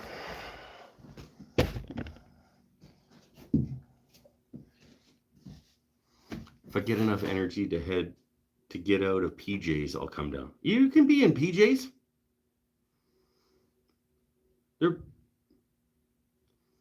Why is it so messy in there?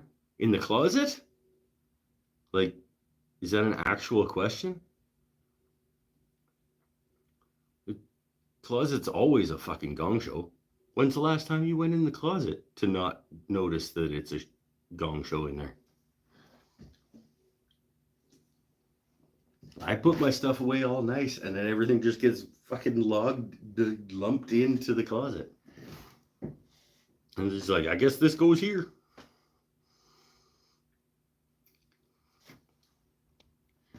Mike's slowly moving all his tools there so he has an empty shop for shop renovations.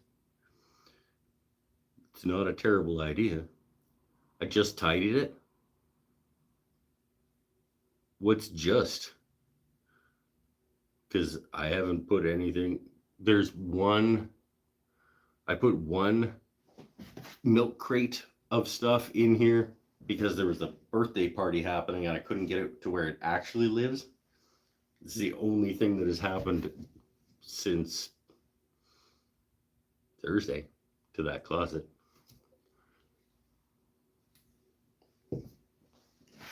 I didn't want to be like bonking kids on the head trying to get a milk crate through the birthday party. So it went right here.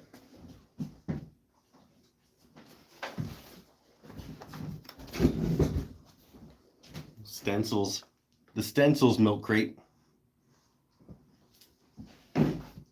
got temporarily placed in there, but everything else I am wholly not responsible for.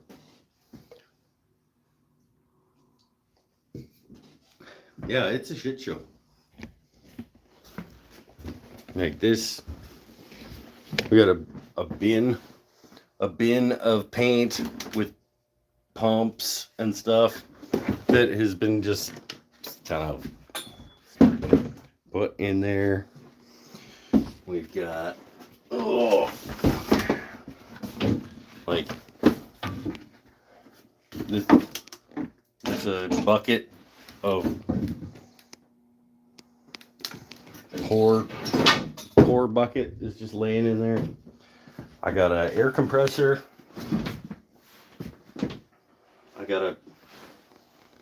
A bucket of something. What is that?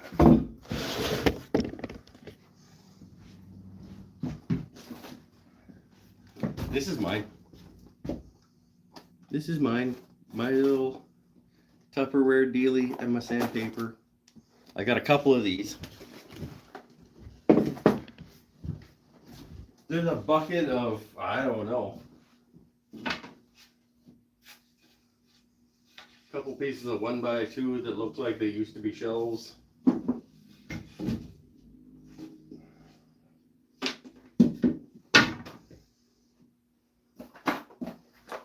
Also mine.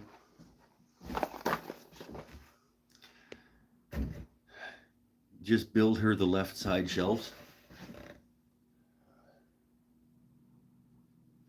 If I was gonna do an operation in here, it wouldn't be just put up. It wouldn't be just extend the current situation. It would be rebuild the shelving situation. I'm not gonna put the effort into okaying a storage unit. I'm not gonna just put the effort into okaying a storage unit. Like, I wanna, if I'm gonna do it, I'm gonna do it. But what is this, Nadia?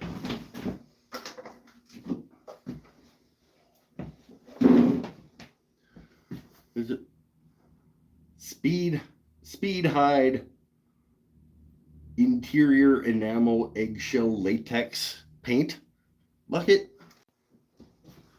No idea where that came from.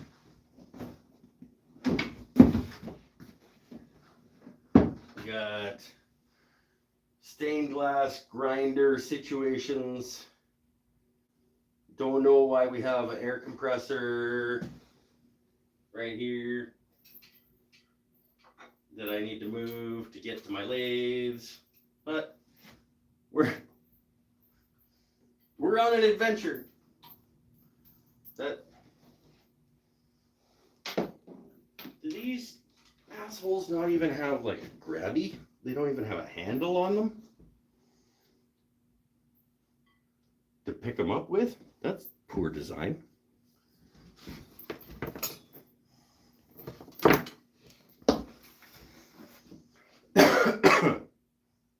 Okay, so now I am finally at the lathes.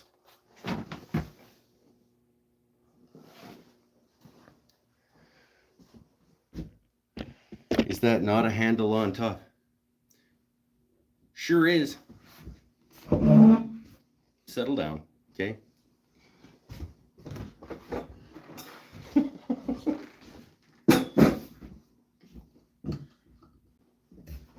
So I didn't see it, okay?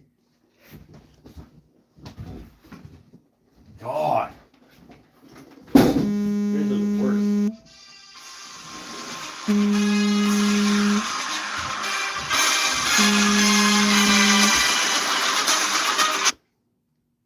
Not sure why my alarm was set, but okay. Let me get this out of the way.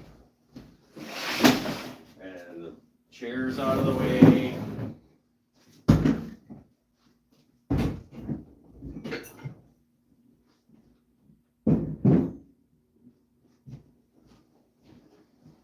Hold on. Bear with.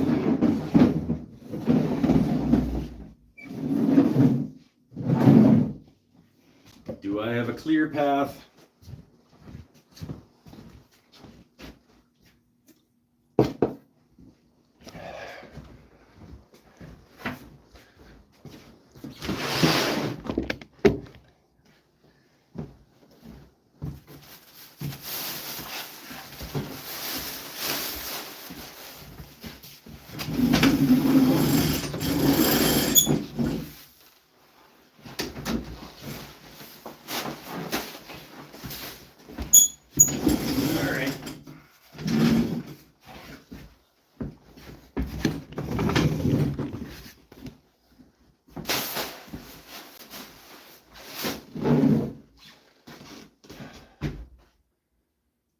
heavy ass.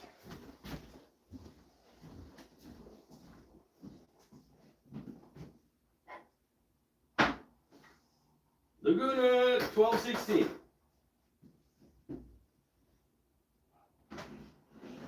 I just really don't want to do this.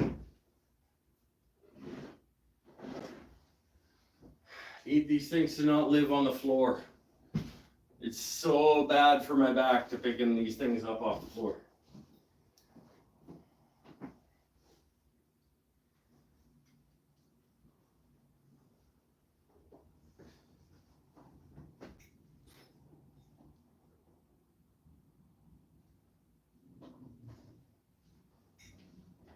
Ugh, I can't even get it.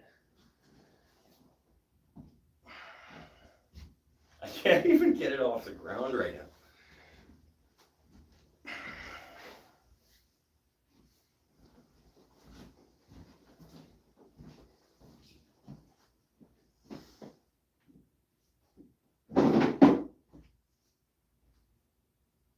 Somebody be ready to call the ambulance.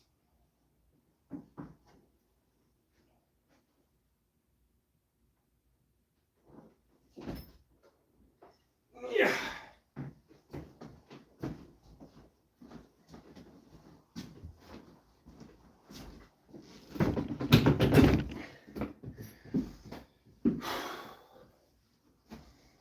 So strong.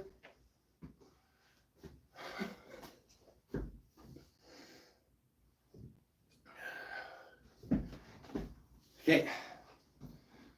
One down.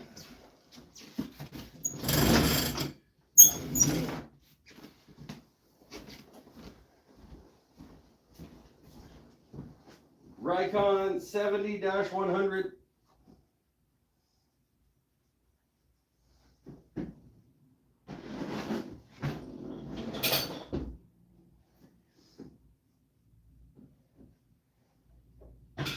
Yeah. It's just lift with your back.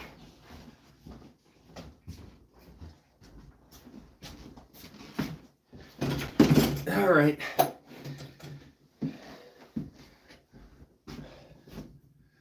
So strong. That's okay. That's all right. And then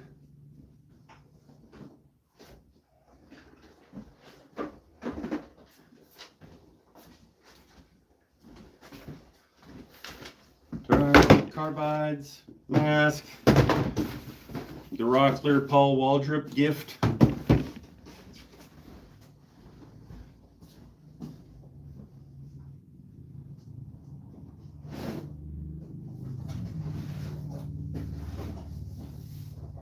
Yeah, wow.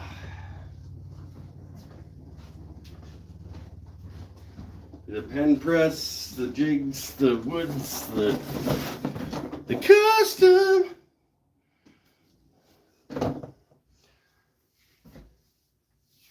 Okay. That is. So now I've got the Laguna there. I've got the Rikon there. I'm clean this table off to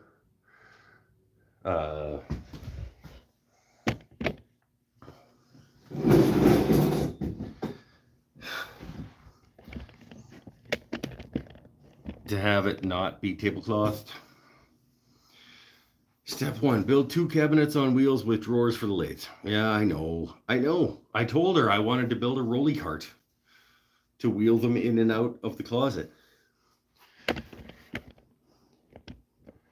I know what needs to happen. But I've got 3 guitars, a wall cabinet, a super top secret project, another semi-secret project, there's a lot of things lined up in the queue, my friend.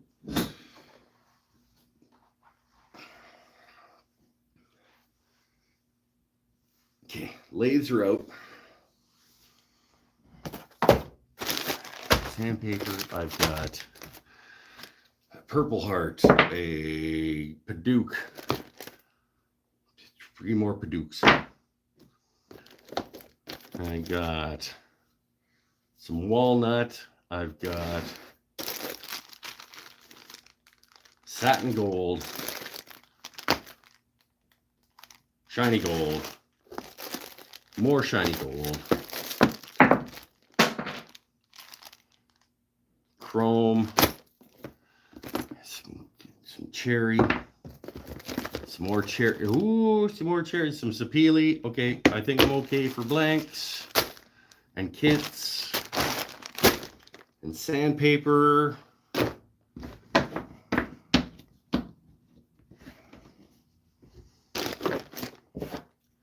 Whether I can walk tomorrow might be a different story.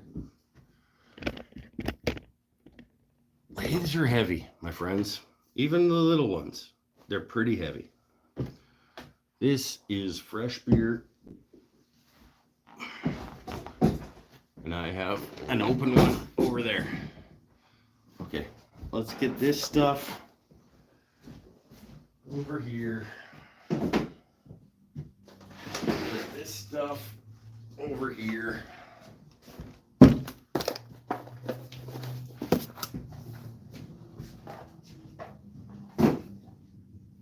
And then if Nadia and Emily get around to it in the morning before I come, they can maybe, Nadia, do a little bit of wood turning class cleanup. I just need the table cleared.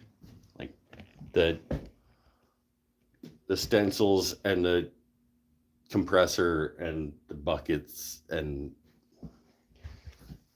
off the table, and then I'm basically ready to go. My back hurts.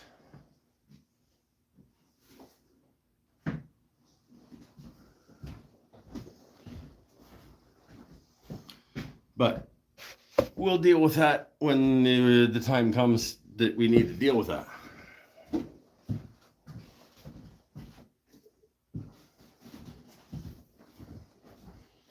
Let's go back downstairs. It will hold them until they don't. You pick, hold on.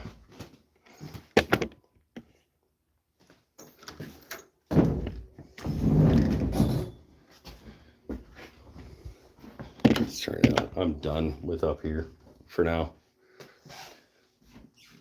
The lathes went up that tiny staircase. You're goddamn right they did, my friend. With this back.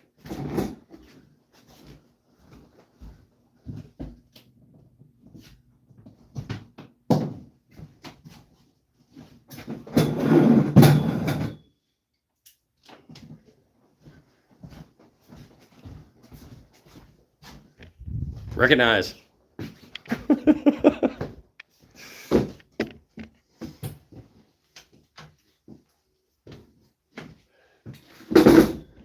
All right. So the lathes are out, the blanks are out, the pen press, the clamps, the drills, the brightest are out.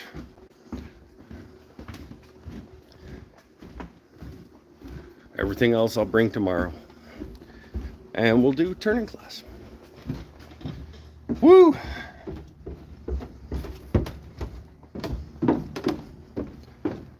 Back down the stairs.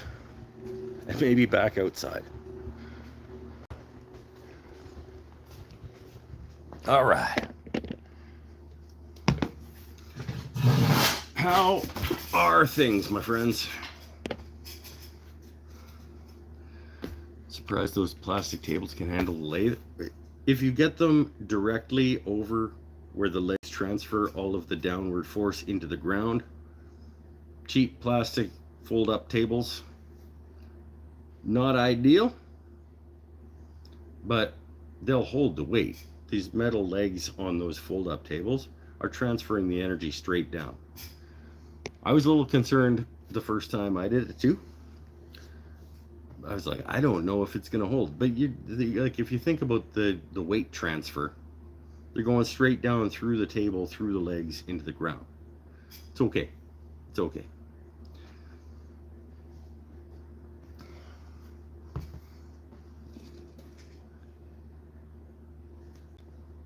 Again, not ideal. Like Nadia took the class with me, and she saw like there were times where they get a little shimmy shimmy, which is not ideal, but it is what it is. In a perfect world, I would build new motherfucking tables for that room and have everything be super sturdy and whatever, but I don't like that. I'm gonna turn that light off.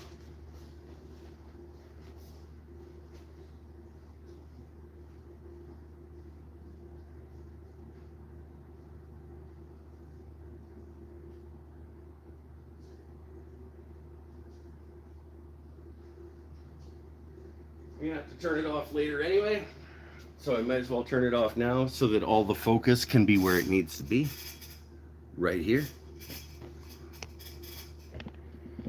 How much do they weigh? I don't know. Somebody could look up the specs on it. 140 pounds, 150 pounds. The Rycon's a little bit lighter.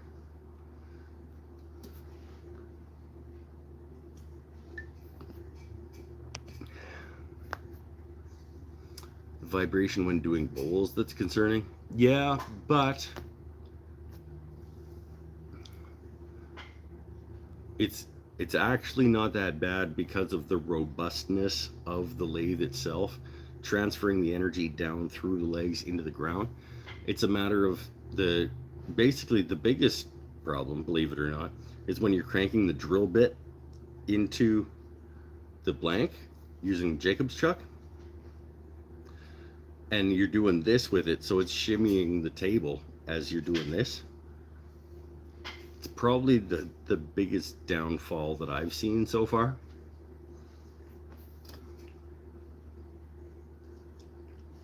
Obviously the bowl turning does have a little bit more, but you're cutting much more slowly. Like you're not putting a lot of wobbly movement into the surface.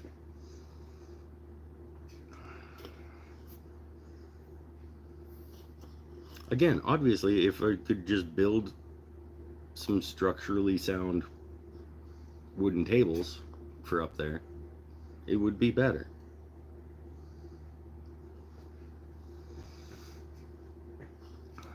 I don't think I noticed anything when I took the class. It didn't feel unsafe. No, and it won't for small things like pens and bottle stoppers and stuff like that. But you did notice, I'm sure that you noticed when you were cranking the drill bit into it, the table was given a little shimmy shimmy. I think I bring it up during every class that, like, in an ideal world, you would not be doing this on folding plastic tables. You would have a secure surface where this is more stable. But it gets the job done for what we're doing here today. So let's continue.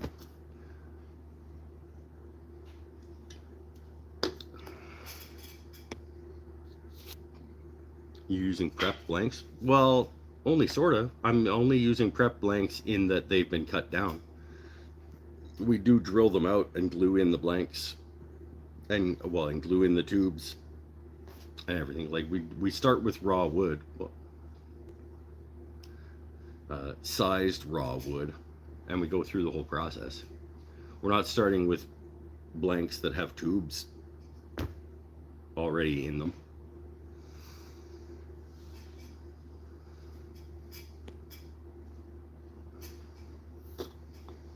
Obviously, I wouldn't be running like a table saw on a folding plastic picnic table. Or a bandsaw or whatever to be breaking down blanks.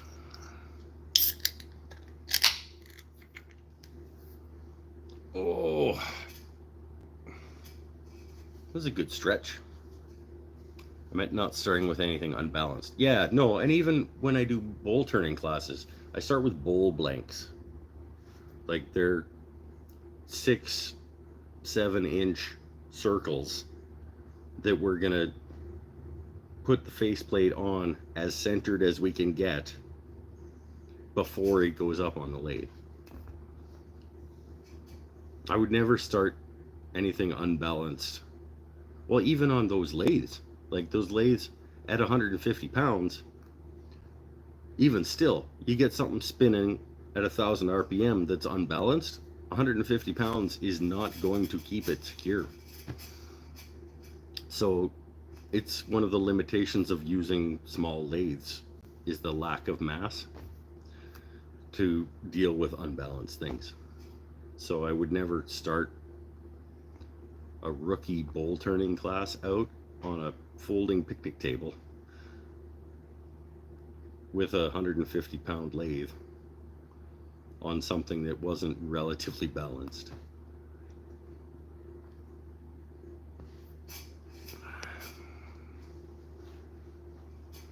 We agree.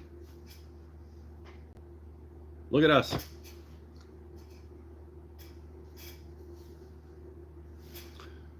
I hope I can do class tomorrow, Nadia. I know, like all of a sudden I'm just like I wake up and I'm fucking paralyzed. It'll be fine. We always make it through. Oh, I am gonna go smoke again though. You guys want to come? I don't have a guitar down here. I should leave a guitar down here at the shop. If I'm gonna do shows from down here sometimes, I should leave a guitar down here.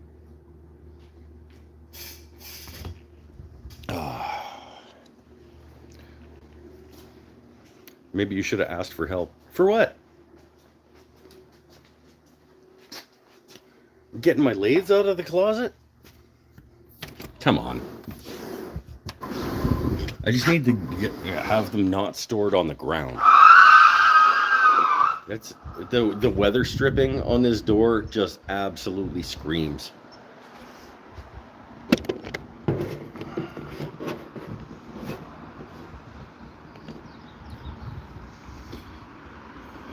Prioritize lathe stands on wheels. Yeah, but they don't. The closet isn't even like that. Part of the problem is that the closet is not really that big, and I can't park 2 separate lathes on stands on wheels in there without taking up the entire closet. So I was thinking a lathe on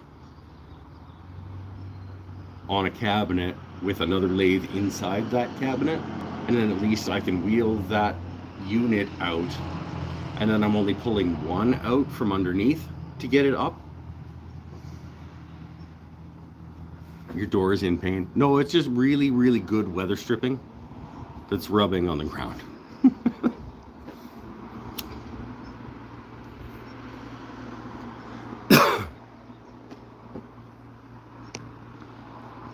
I used to do the class just right over here. Like literally in that parking spot that's currently empty is where I taught the class for the first 5 or more classes.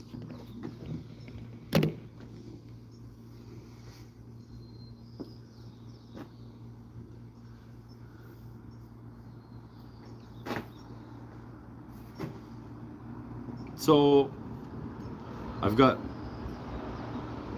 the hard part of my class set up, which is nice. So now when I show up tomorrow, I can just realize that I have left one thing behind at my house and go back real quick and get it. Go home tonight and put the star bond and the accelerator in the truck. I think I'm good for blanks and kits and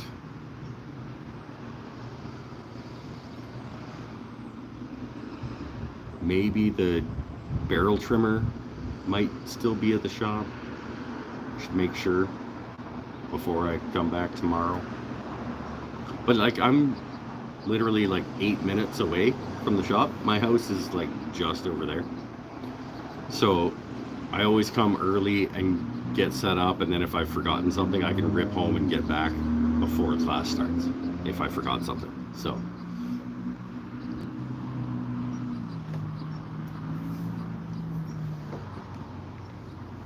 my dad made the door sound like that so we'd always remember him. It does not surprise me. Ride a bike. I would not be able to get there and back on a bike in enough time. I would like to ride a bike though. No, I wouldn't. I mean, here's the thing about bikes. Here he goes. Hold on. I love the idea of active transportation. I think active transportation should be a priority for communities. And I think everybody should make an active effort to use more active transportation. There are a lot of times it is just not feasible, so we also need to accept that that's a thing, that sometimes it does not work. There has to be a happy compromise. But for far too long, passive transportation has been far too prioritized. And it has ruined a lot of our development of our infrastructure.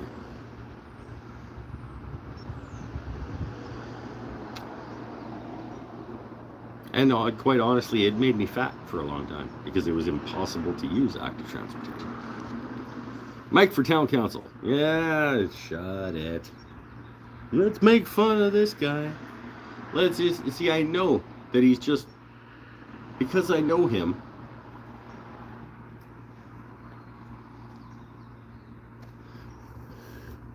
He's just making fun of me for standing up for things that are good for public policy by pointing out that I ran for city council and failed to get elected.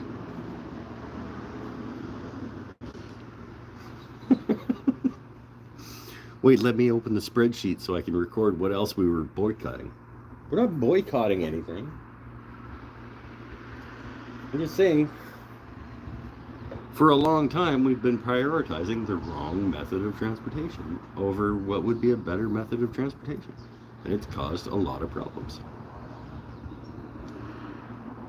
It's like when we don't charge developers enough money for the infrastructure that they're using for sewage and water. And then all of a sudden we are bankrupting our community because we need to upgrade our sewers and water system. Like, get a fucking brain. Okay, enough.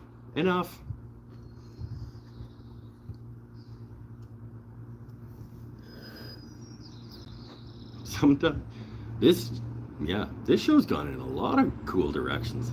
Welcome to the Crow's Nest Artist Collective. Yeah, don't use this as advertising. This is one of your, like, I don't want to give myself too much credit, but like a fairly primary employee getting hammered at the shop, talking about terrible decisions made by various levels of government.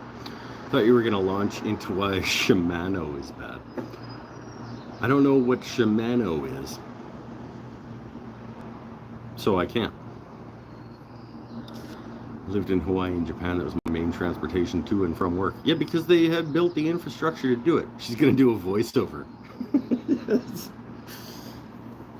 Good. A limo just went by. We have limos in town? Motherfucker was like 25 feet long.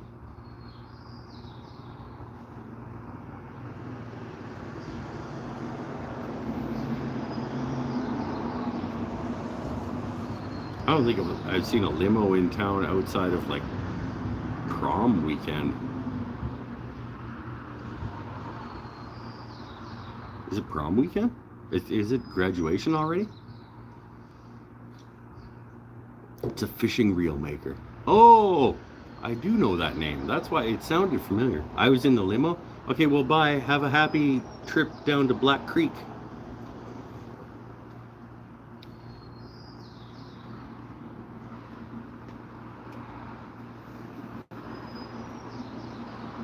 The rest of this show might be in the Crow's Nest parking lot because I'm just having a good time hanging out here with you guys on the side of the building and smoking and drinking my beer. I got most of my class set up ish for tomorrow.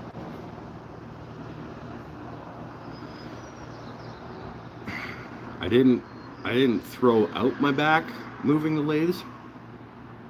It wasn't pleasant. We got to keep them off the ground though. I don't think I can keep taking them up off the ground. They're not easy to lift from the ground up onto your hip to move.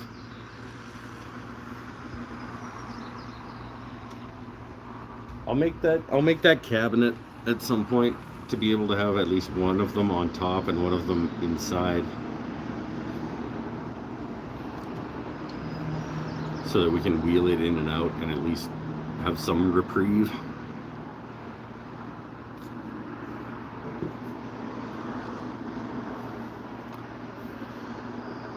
I had a Specialized road bike and a Trek mount.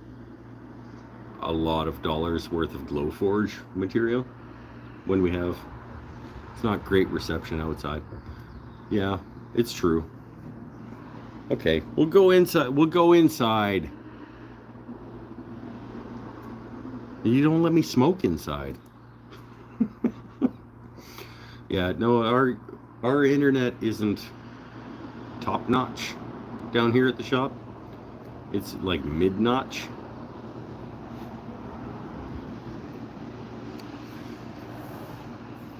And like I said, it's awesome when like you're running on a Wi-Fi with a laser cutter and your internet decides to have a hiccup.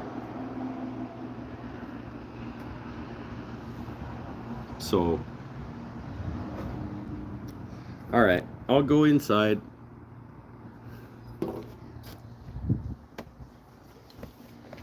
Mid-notch, yeah. Yeah.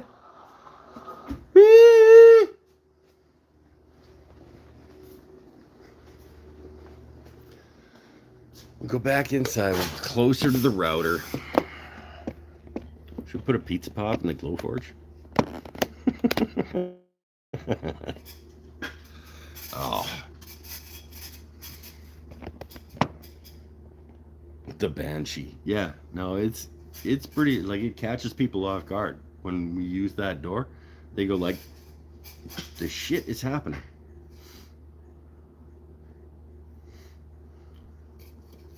It's like all the, Nadia's researching. She's like, all the cameras went out, so the internet dropped completely. Yeah, we don't have an awesome connection. It'd be a lot better in a lot of situations if we had a better overall internet connection here. Because in case you're wondering, if anybody wants advice on, like, unsolicited advice on laser cutters,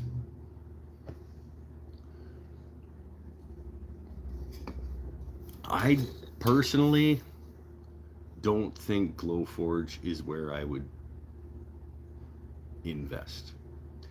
It is a fantastic unit. It is capable for what it does. But the fact that it needs to be Wi-Fi connected to your system and it runs through their servers, as opposed to, you can't make an internal, you can't not be connected through their servers to run the system, to print things.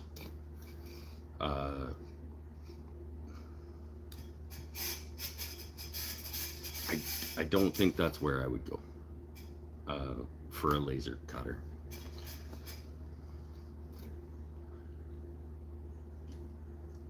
There's times that their servers go down, or they're overwhelmed by so many people trying to run prints through their servers, and you have to pay for their premium access to have certain features and things like that. It's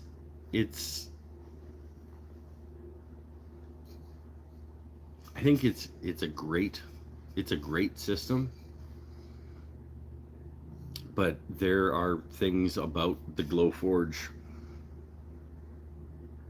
um, environment that I don't know that that's where I would send people if I was telling them about getting into laser work.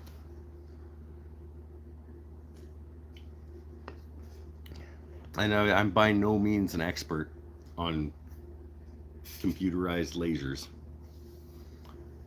but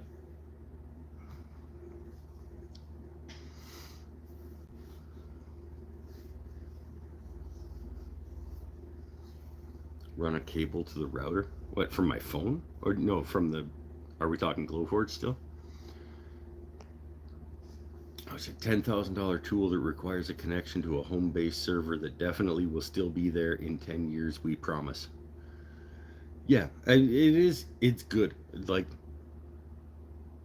I'm not going to speak for Nadia, but the $10,000 investment she made in the machine has far more than paid itself off. I think it's safe to say that she has made far more than $10,000 worth of income, and not just income but profit off of the Glowforge that she purchased.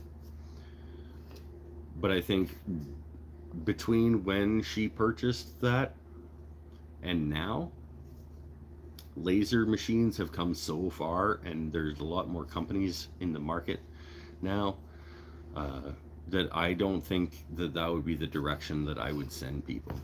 Especially with the troubleshooting that we've been doing over the last little bit. It's an excellent machine that we didn't take care of properly. Simple as that. Yeah, it's true. If it's true. There was like maintenance things that could have been better scheduled, and it is a really, really good machine, and it does good work for us.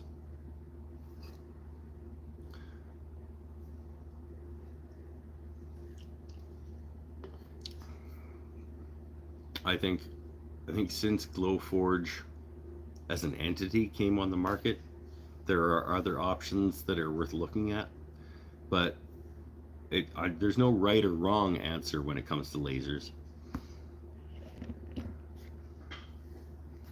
And part of it is maintenance, and part of it is being like, you can get a laser that you assemble yourself. Same with my boy Tyler Peterson, bought a CNC machine that he had to create himself out of the box. It was just parts, and it was up to him. He saved money by having to assemble it and make it precise himself, versus a Glowforge type machine that shows up and you slap it down and away you go.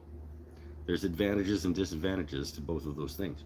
Do you want to be finickying with it all the time? Do you want to have to do maintenance with it all the time? Do you want to have it connected to a server that sometimes goes down or is overwhelmed by the number of people that are printing with it? There are pros and cons of all of this stuff. Glowforge also has newer, faster models, as they should. After what's Glowforge, like a decade old? Maybe not quite. For what they do and for who they are and the system that they're running, they're pretty good at it.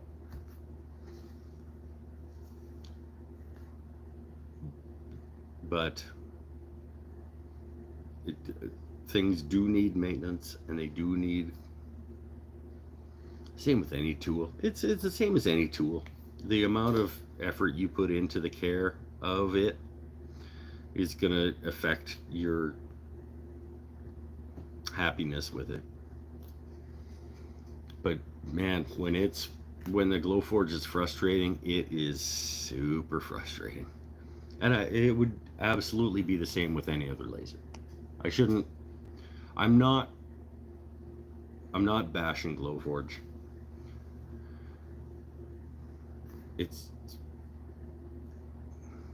But computerized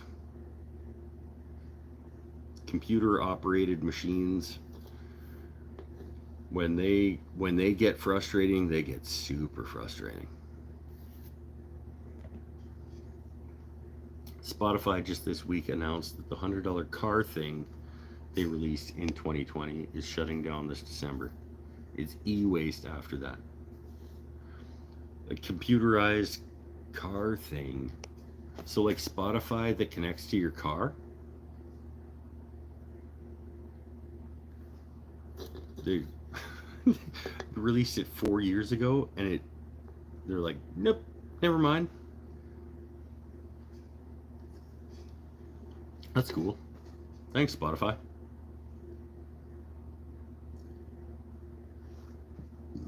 Yeah, it's. If you only you knew an IT or three. It's not a matter of IT. The situation, it's not a situation with the Glowforge. As my battery power Nadia says, I'm at 43%. It's not an IT situation with the Glowforge. It's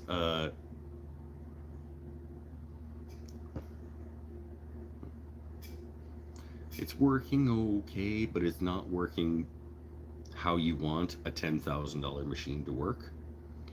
But it's not working how you want a $10,000 machine to work because there has been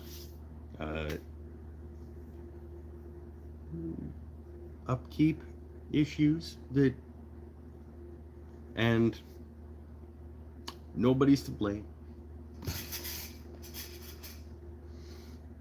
There's a lot of things running on tracks and belts, and they all need to be cleaned. It's like if you want to have one of these things, you almost need to have a pre-scheduled maintenance routine, I think, where the belts and wheels and things get greased and cleaned and vacuumed and et cetera, but that's hard to convince yourself to do when you've got it's making money, you know. It's totally understandable. Nobody's to blame, and it'll still, everything will be just fine, don't get me wrong. Here.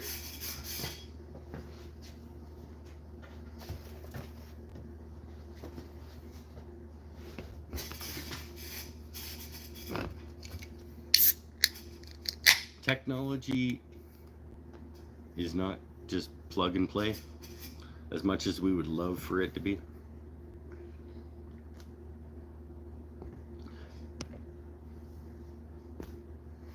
Not 100% sure on what it is or what it does. It's some physical product that stayed in car to get Spotify in the car. Okay. Is that like when I bought my Titan and it came preloaded? Oh, was it the Titan? And it came preloaded with like Sirius XM, but then it expired after a while and you had to like re-up it. I was like, no, you guys blank out like 4 times as I'm driving across town. Like, why would I want my tunes? Why would I want to pay for a subscription for something that has dead spaces as I drive across town?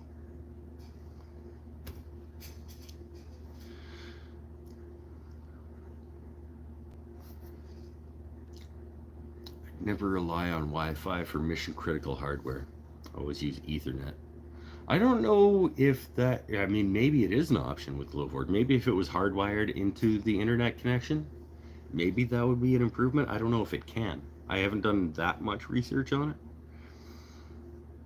Sounds like my wheelhouse. If you don't take time to care for the equipment will make time. Yeah, it's true. And then it'll cause downtime when you do absolutely not need that to happen. Example of a physical product that requires a connection to a manufacturer that they killed. Yeah, fair. If Glowforge Inc. went belly up tomorrow and the server shut down, the tool is useless. This is a true statement. If Glowforge went bankrupt, then a lot of people would have a big expensive machine that was worth $0 that they'd paid $10,000 for. So it's a valid point.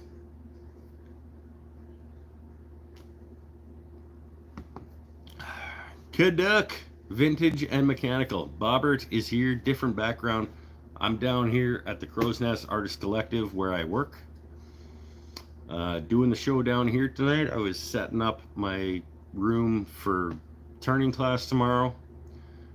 Thanks for showing up 2.5 hours in, or you'd know what's going on.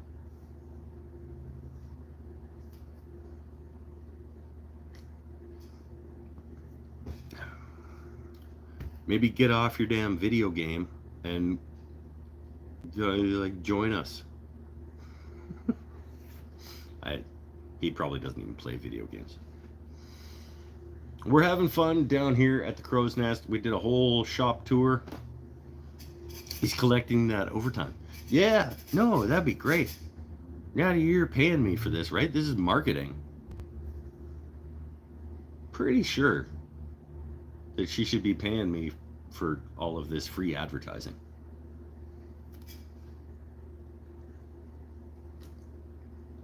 No, I care about what we do here. I take pride in what we do here. She is both my employer and my friend. And I want to make this place the best place that it can be for the community that I care about, that needs it. My community needs this place, and I will do whatever I can to support it.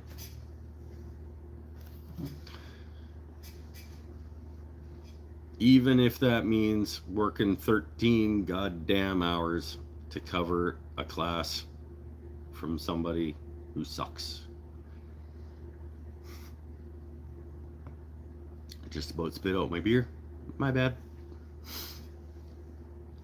We do what we need to do to make things happen. If we need to hand burn with razor tip wood burners an order that's supposed to be going through the Glowforge, we probably will. It'll suck. No, honestly, we probably won't. We'll order a new laser printer.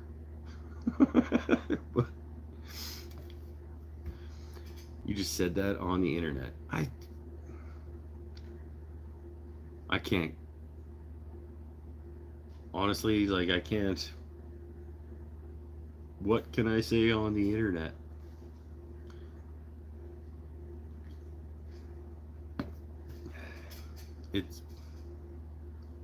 I'm an open book. Why would this machine become worthless if the company were to go bankrupt? Because the machine needs their servers to operate.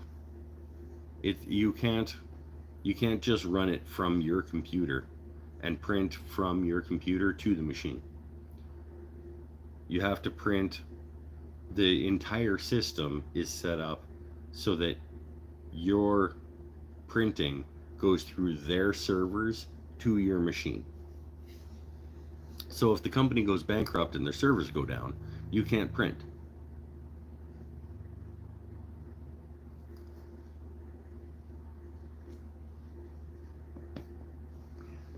There's no direct connection between your computer and the machine that's printing.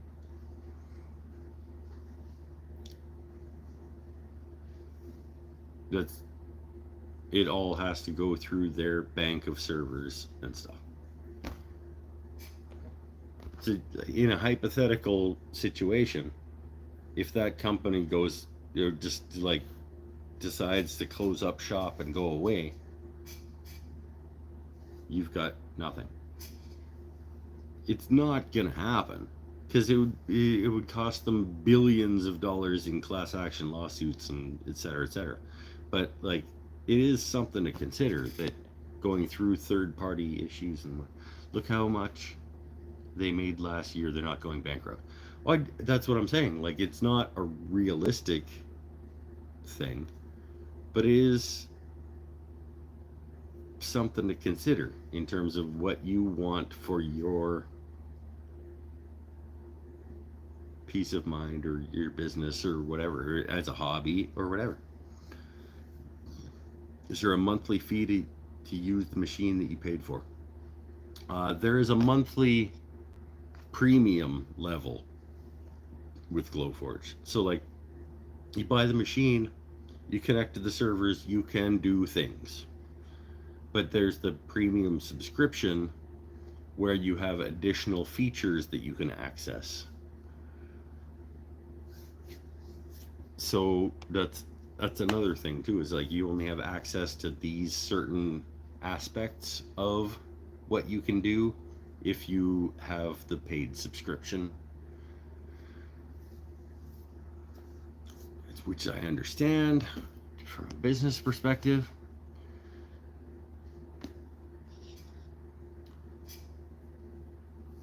Oh, so now you're getting paid to work and do YouTube? Fuck, I hope so. Like, that'd be great. Nadia, can I get paid for this on my hourly?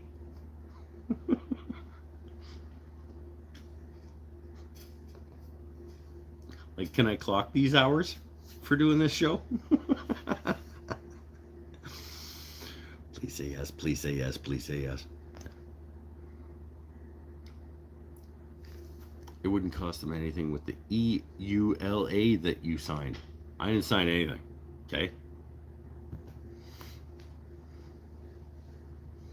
But yeah, I mean, just saying, these are considerations you need to make if you're getting into lasering and CNC and stuff. Like, I was talking about my buddy Tyler Peterson. Where are you? He bought the cheapo CNC machine because it came in parts, and he had to very precision put these things together to create his own CNC from the parts that came from the manufacturer. He paid much less money for it than he would have for like a slap it on the counter and go type machine. But it took him a lot of time and work to put into it to make it do what it's going to do. These are the... Definitely not. Boo! Maybe I'll just slide them into my invoice at the end of the month.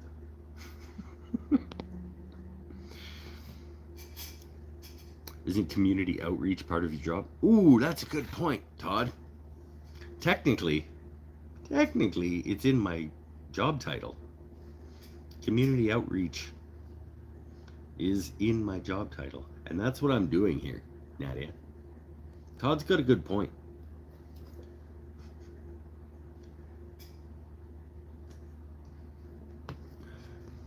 He's got a good point. Is there anybody else that's going to do a free shop tour of the whole building? Look how many dollars it's gonna...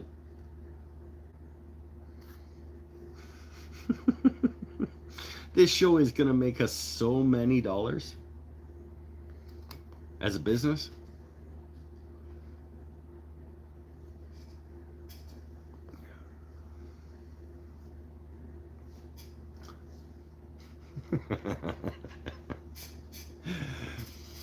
Let's all try to justify how Mike gets paid for this nonsense. You can all help me justify doing this nonsense and get paid for it by signing up to support me at patreon.com/woodenthingsandstuff. Direct support for what it is that I do. We're talking about maybe getting a special guest star, Nadia, on the show one night to talk about what it is that we do here, and we'll do an interview show. Maybe we'll like rock the podcast again. Remember, guys? Remember when I had a podcast?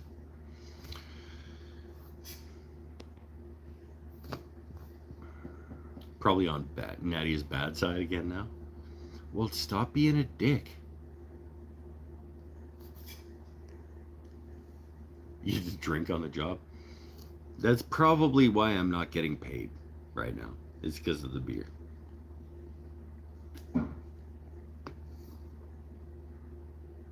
The shit was that?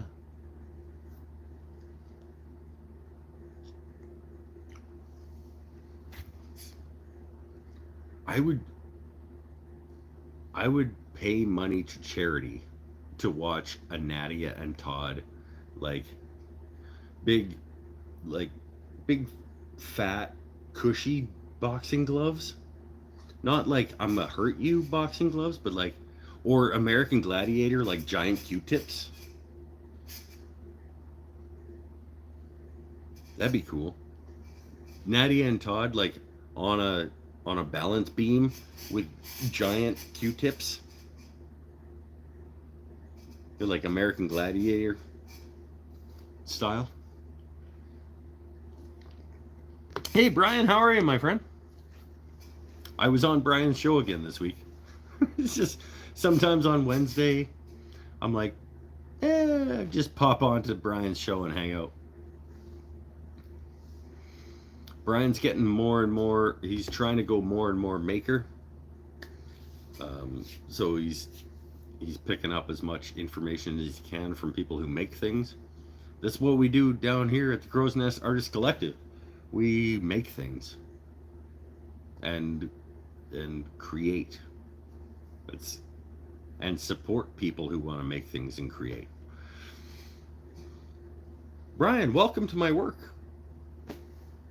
You should have come earlier. We did a whole tour.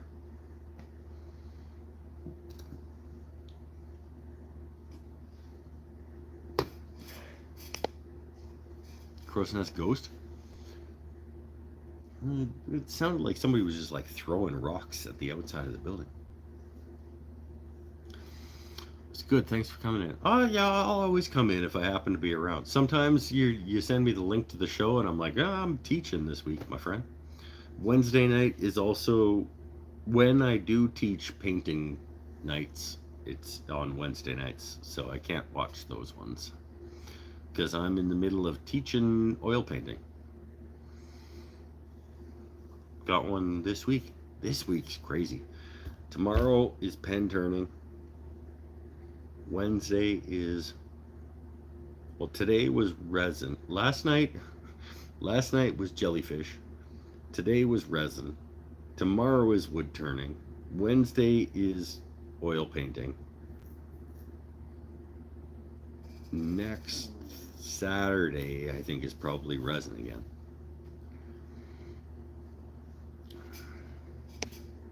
It's a pretty awesome studio. Yeah, we have a good time. It's a big warehouse space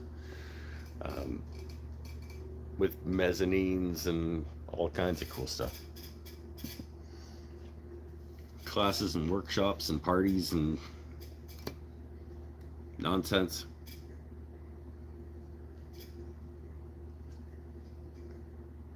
Yeah, no, we have a good time. It's important for the community to have this space, and we do whatever we can to make it the best place that it can be. Some of us.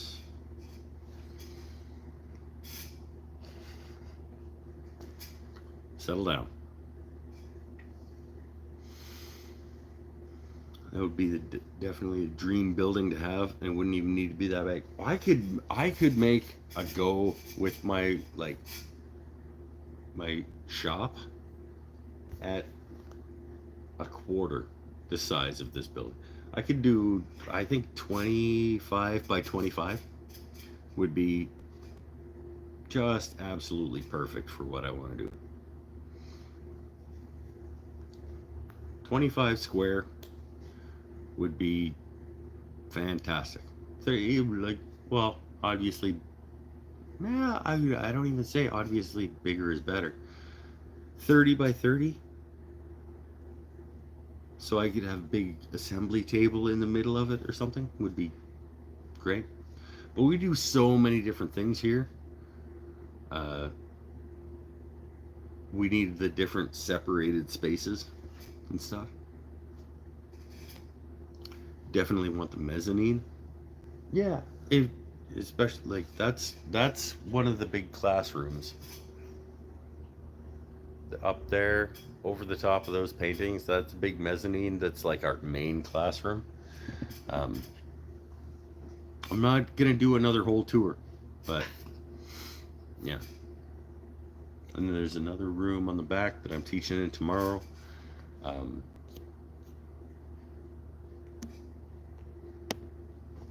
Then there's this classroom down here where I taught resin ocean charcuterie boards earlier today. This guy went, he's like, hey, purple and pink and stuff, maybe? I'm like, yeah, do it, my friend. Live the dream. So ocean charcuterie boards and stuff that I taught earlier today was fantastic. Yeah, we do all kinds of stuff here.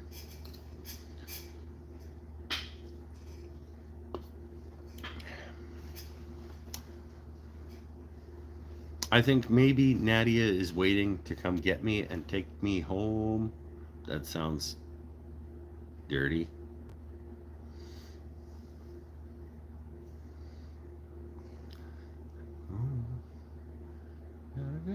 West Virginia, take me home. Yeah, I think if I'm gonna do shows down here, I probably need to have a guitar spot where I can store a guitar. Nadia, I need a guitar storage spot in the shop so that I can do shows from down here and then spontaneously grab a guitar. What do the kids do there? Todd says. What don't they do? We have like birthday parties and kids classes and things.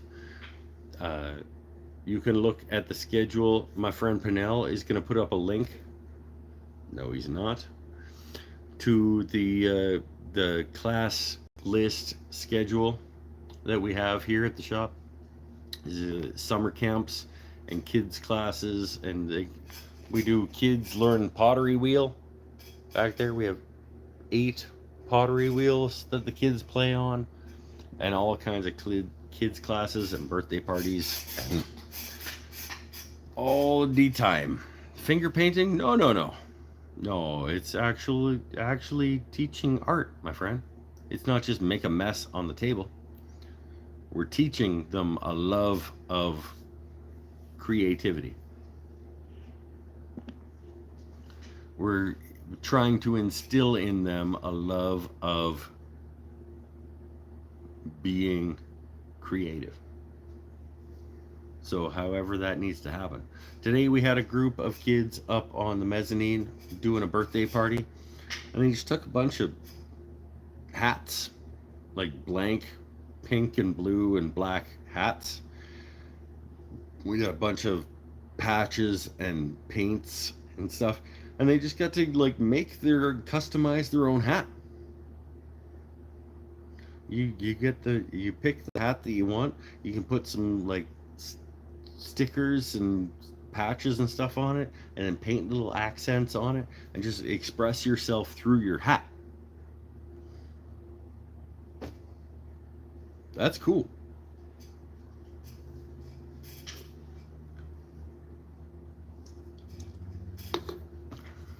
Emily yesterday was teaching kids to paint like a fun cartoon bear.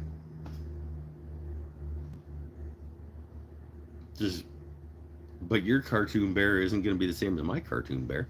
We're all going to have our own cartoon bears, and that's okay. Let them explore.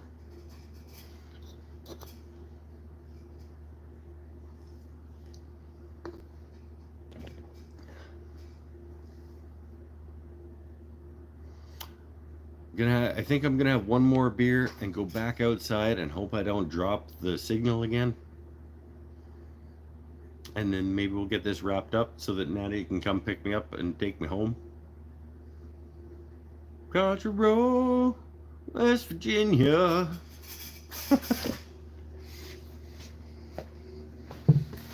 Because I do have to teach tomorrow. Would have been nice if I would have eaten today?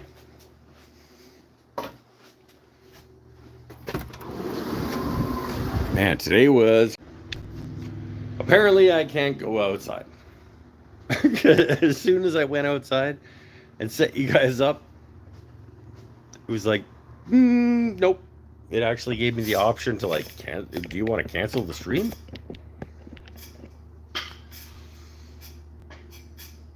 So, it is what it is.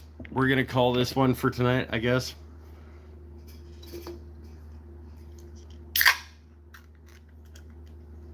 Man, I'd go out front. But then I don't have anything to put you guys on. Yes, I do. I have the sales rack. No. That's not going to help. We have a cart that we put like the sales things out that I could wheel out, I guess.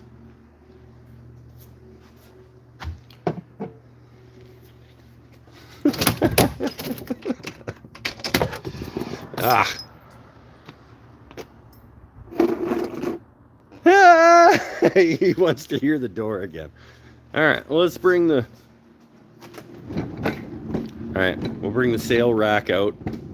I hope nobody comes to try to buy anything, because I'm going to be a terrible representative of the business right now. There we go. There's the sales cart that we put out.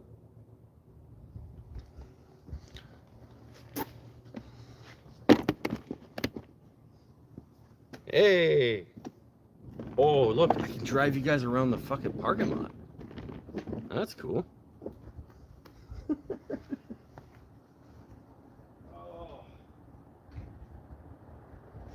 Oh, I love that this is a thing that I get to do in my life, is hang out with you guys on the internet.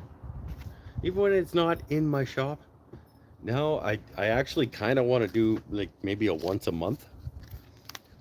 Like, from down at the shop.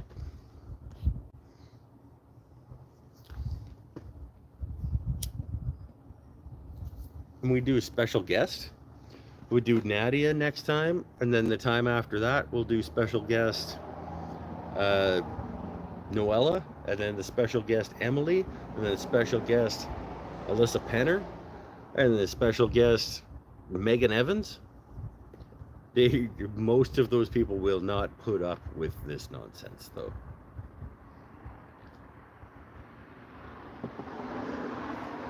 I mean, unless I like show them previous episodes of like what to expect, and then they say okay.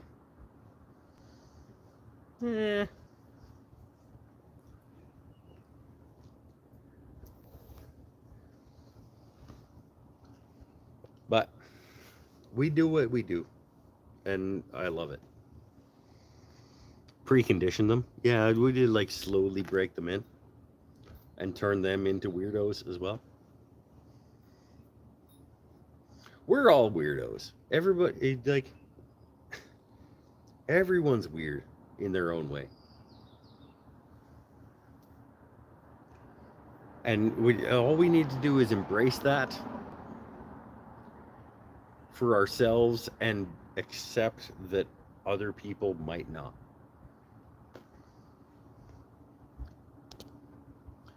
Some artists doing their stuff.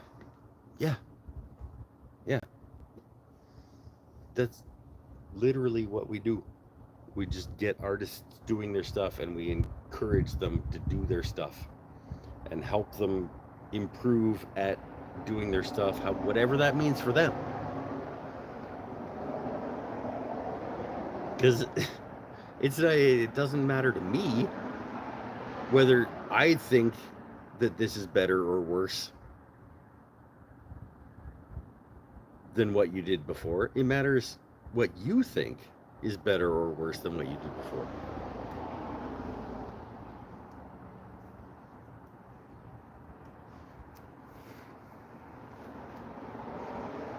Like, there's the ridiculous part about art and creating and being a creative person is that we just are constantly holding each other back, or not holding each other back, holding ourselves back. about like what's good enough and all this nonsense. And that's what we're trying to break out of here. It's not about what's good or what's better. It's about what is happy, what brings joy, what means something. That's what's important.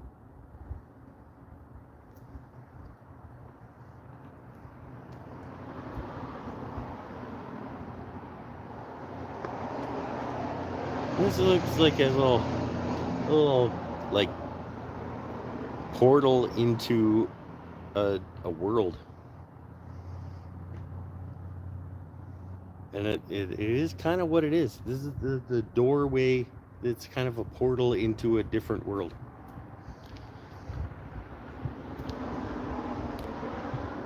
An actual artist. Oh, damn. Nicely burned. Nicely burned. An actual artist. Whew. You're lucky that I have super thick skin, because otherwise I would come to your house and I would board it up and I would burn it to the ground.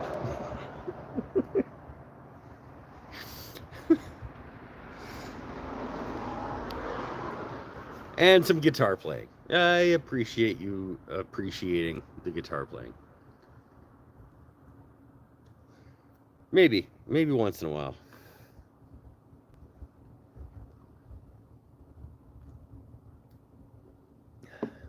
Maybe once in a while. Sometimes I need it. Sometimes we all need what we need.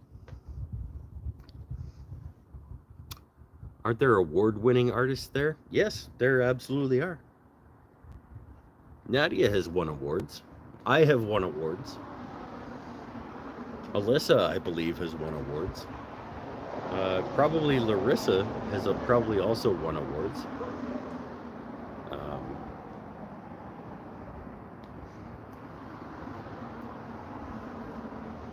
But awards, again, awards are kind of, I don't want to say that they're nonsense, but it's a long-standing prescribed way of acknowledging who is best. And it's kind of shit. If we want to drill right down into like awards for art, they're kind of all shit, because it's all subjective. Can't tell me that one art is better than another art objectively, because that's not what art is. You can't, like, this art is not objectively better than that art. You can say one car went faster than the other car. Objectively, this car won because it was faster. You can't do that with art and say that this one is better than that one.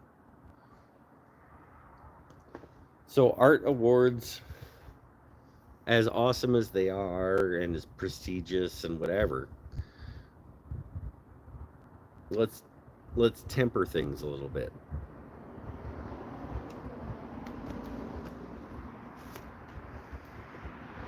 I like the show out in front. This is actually a pretty good frame. I like the show out in front of the shop. I should get a stool.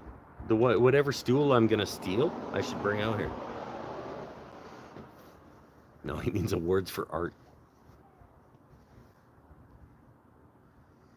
Dick.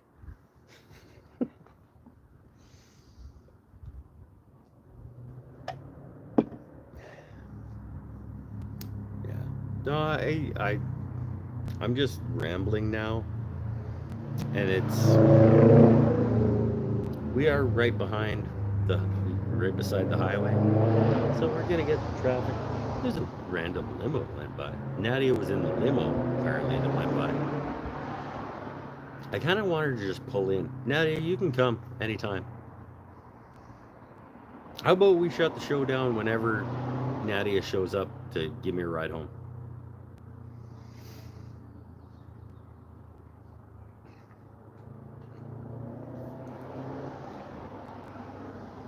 silver trophy in softball 2013.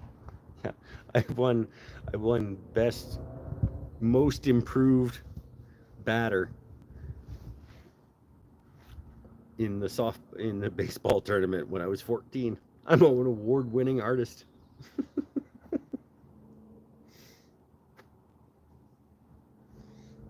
I get you. You're making a point. Oh, are you guys gonna be able to? Oh!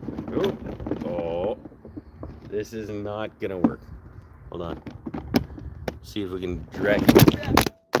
There you go. Yo.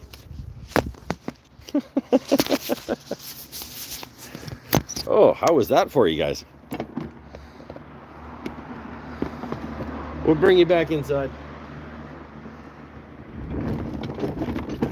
On the cart. There you go. I'll bring the cart back inside.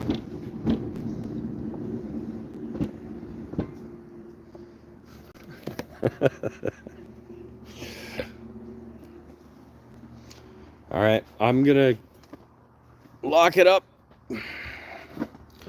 Nadia said that she's on her way to come get me. I'm gonna go use the urination station one more time, and we will wrap things up when she gets here.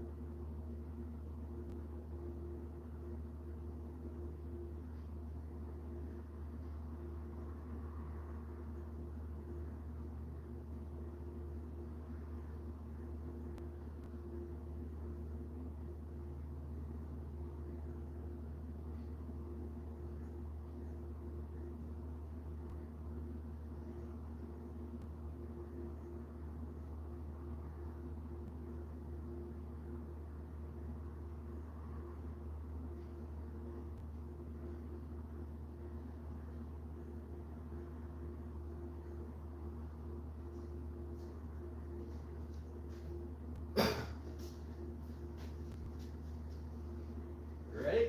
It's screaming.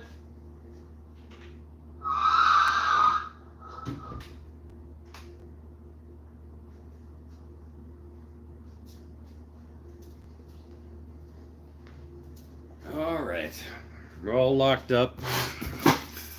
When Nadia gets here, I will go home and we'll call the show.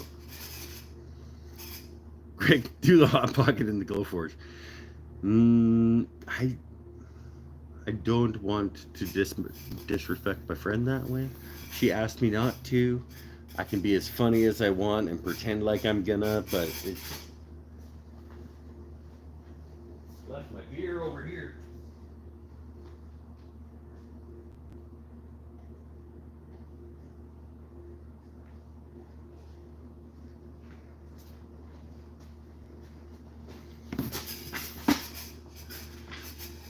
All right. We've got about, I don't know, from Nadia's house to here, maybe 10, 15 minutes. Anything else anybody wants to talk about for tonight before we shut the show down?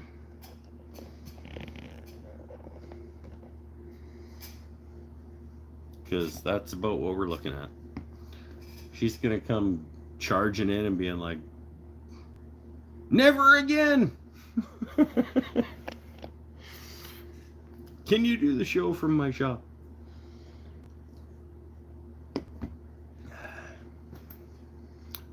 No, I think that was a pretty good show.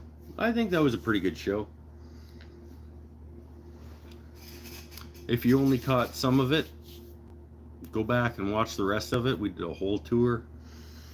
Talked about some important things, some not important things.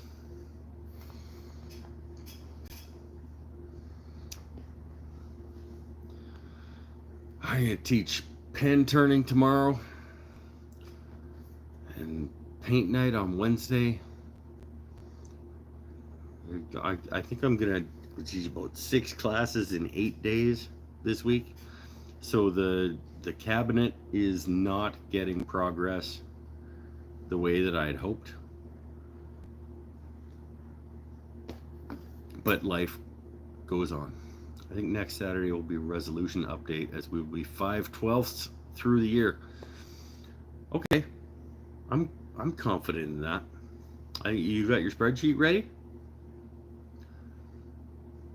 Because I think from last month to this month, I might improve in the percentage. I don't know, but maybe.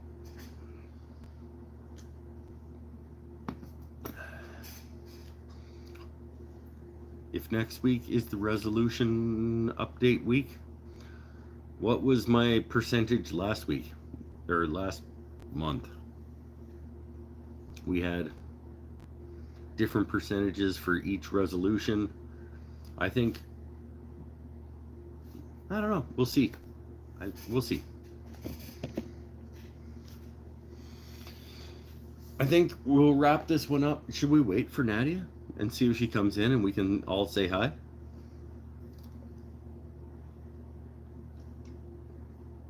I think we should. Unless she's gonna like park outside and just message me like, I'm here, come out, shut it down. I hope she comes in and at least says hi.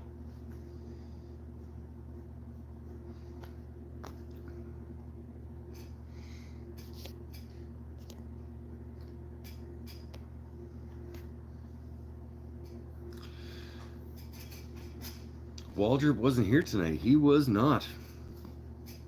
He was not. I hope that he's doing all right. I would very much like to hear from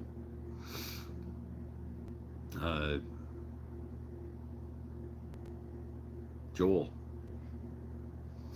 I haven't heard from Joel for quite some time, and that's weighing on me a little bit.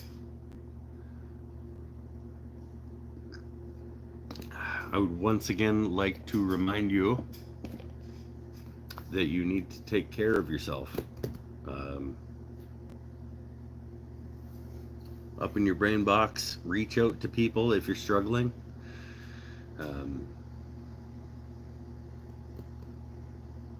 This world is a difficult place to be in. So be kind to each other and ask for help when you need it. Support each other when others need it. Let's all be the best people we can be. And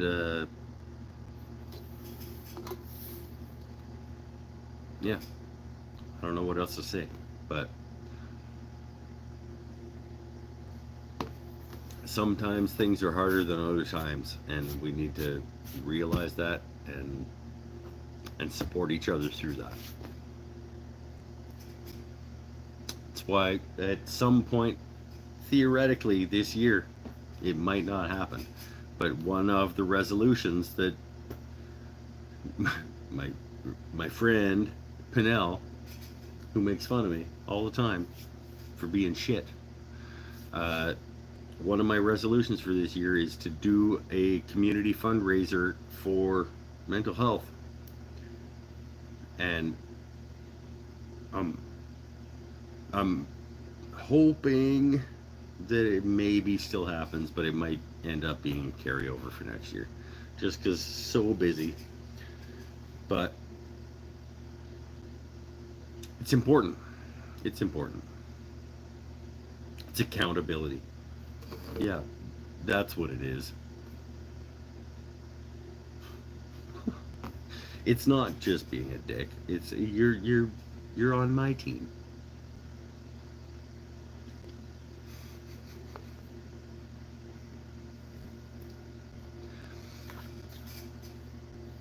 It's all good. We're here to support each other and be friends and help each other out, even if that means being a huge dick. I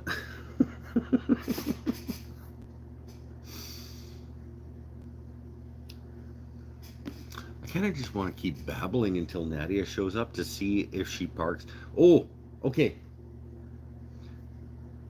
Who wants to make bets? Does she sit outside and message me that she's ready and I should leave? Or does she come in and appear on the show?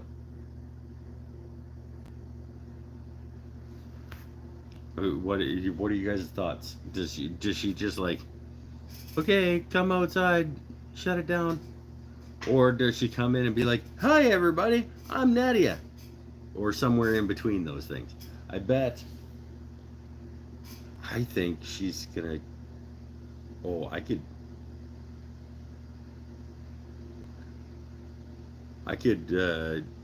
have an influence on this though. She could park outside and start messaging me. I have do not disturb turned on.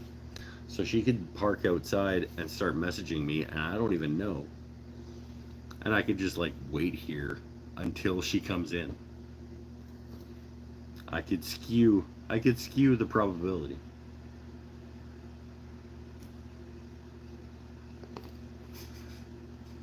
What do I want to do? Let's let her be comfortable.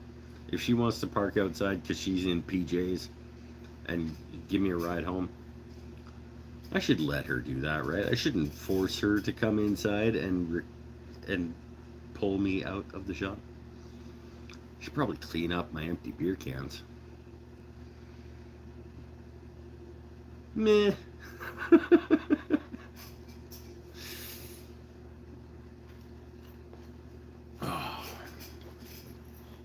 Once again, thank you everybody for being here. However the end of the show goes, make sure you hit the thumb. Make sure you subscribed. Come back next week for more nonsense. Leave them for the kids to recycle. We do have recycling boxes. Yeah. Random boxes we throw recycling in over there, but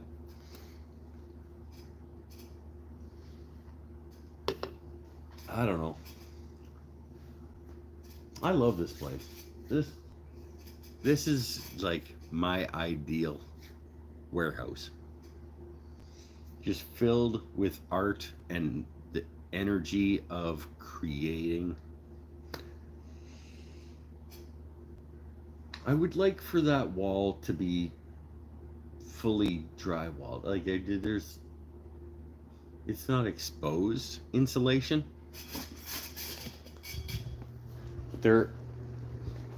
I would like for the finishing to happen up there.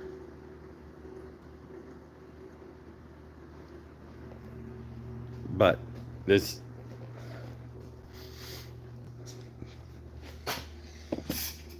like, it's just like in an ideal world,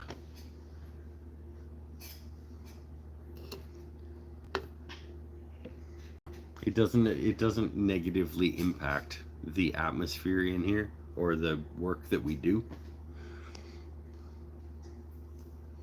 Good night all. Don't forget your stool. Thank you, Eric.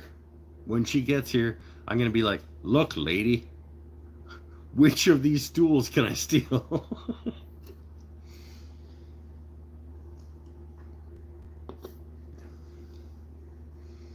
You told me I could take one. Which one is it? Let's auction off something in the store now. Okay. All right. You want to auction off? Well, we have to auction off something of mine. I can't auction off someone else's art.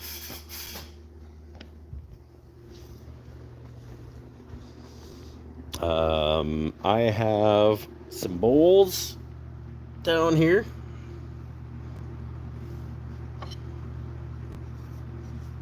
A little walnut bowl. Okay. Let's do that. Just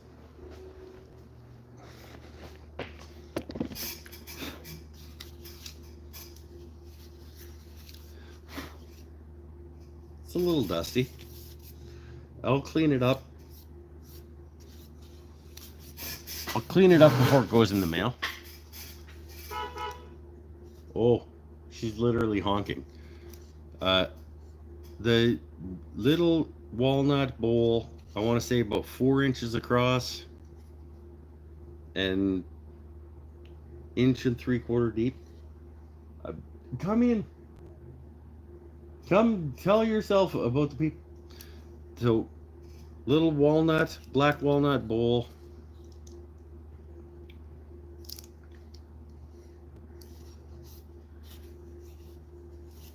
Do we want to auction it off or raffle it off or whatever?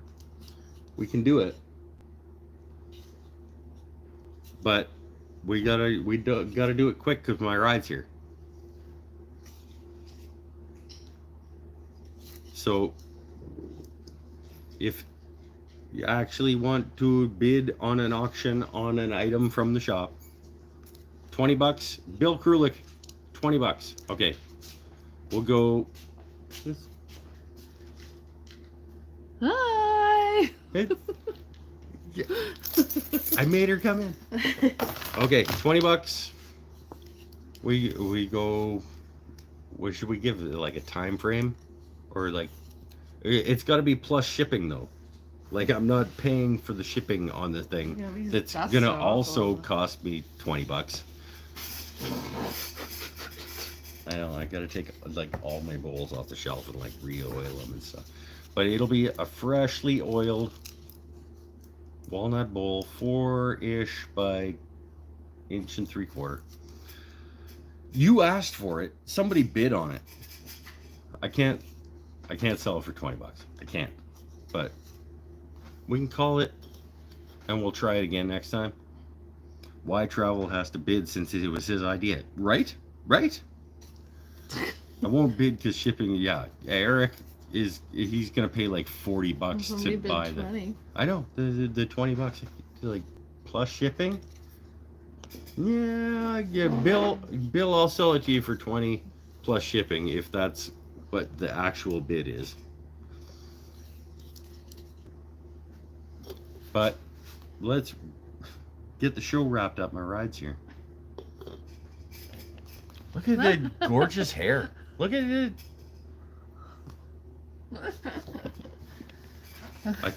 Should I do that? What do you guys think? Rainbow beards. Should I go with the... Like little braids. No, braids don't work because it shortens everything up. We've talked about that. God. Extensions. Extension... Braid beard, extensions. beard extensions? Really? Yeah. Come on. All right.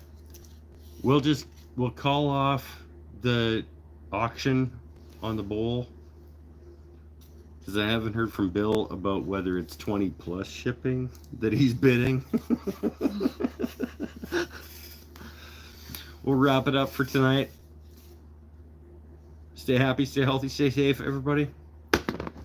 Thank you for coming for the Crow's Nest Artist Collective extravaganza, and maybe we'll do it again. Maybe we'll have guest artists doing the stuff. Maybe. It's a good idea. Whatever we got to do. Whatever helps you be in a better... I'm trying to see what the shipping would be. Where's it going? Bill Krulik is in Opossum Creek, Tennessee. Oh, it'll be like $12.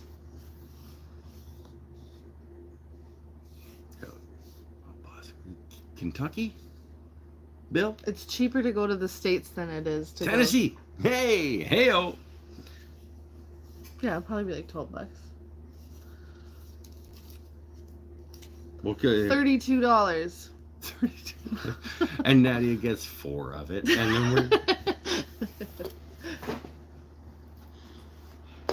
if you want this bowl, we'll send it to you for $20 to me. Whatever ends up being $20 here, Canada Post can take their 16 and Nadia can take her 4 and whatever, and we'll get it to you. Put it together with something of Nadia's. Oh, Here, that's a good idea. You got anything little that you can, like Nadia made, and they can support you too? Nadia tends to make really big, expensive things.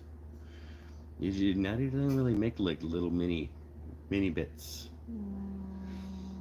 I do, but they're like all sold. Like the painted coasters, like with the mushrooms. Oh, auction it next show. Yeah, we'll plan for it. Yeah. We'll plan better. Okay, we'll put together a package of items. The Mike and Nadia, the Mike and Nadia package of auction items, and maybe we'll do like a buy one and get entered into a draw for a free one kind of situation. We'll figure something out where we can help you guys support us and get our stuff out into the world as much as we can. For the charity resolution, yeah, that's a different thing. That's about raising money for operations that do other things. It's just, come on. I get you though. All right. Laser engraved hot pocket. Oh Did you even eat anything? no. Oh. That's what we'll do. We'll do Mike's Wooden Things and Stuff laser engraved hot pocket and a bowl and a Nadia piece, and we'll set a minimum bid plus shipping. How do you ship the hot pocket? How do you not ship a hot pocket? What do you mean? Like what? You just put it in the fucking box with everything else. Oh, so it doesn't matter that they can't eat it. No, it's not an edible Okay. thing. Oh, that's fine. No. We'll freeze dry it. Do we have? We'll send it to Happy Camper. What? We'll give it to Happy Camper freeze dried candy, and he can freeze dry the hot pocket. You got it all figured out. All right, stay happy, stay healthy, stay safe, everybody. My ride's here. Thanks for coming. Bye. Bye for now.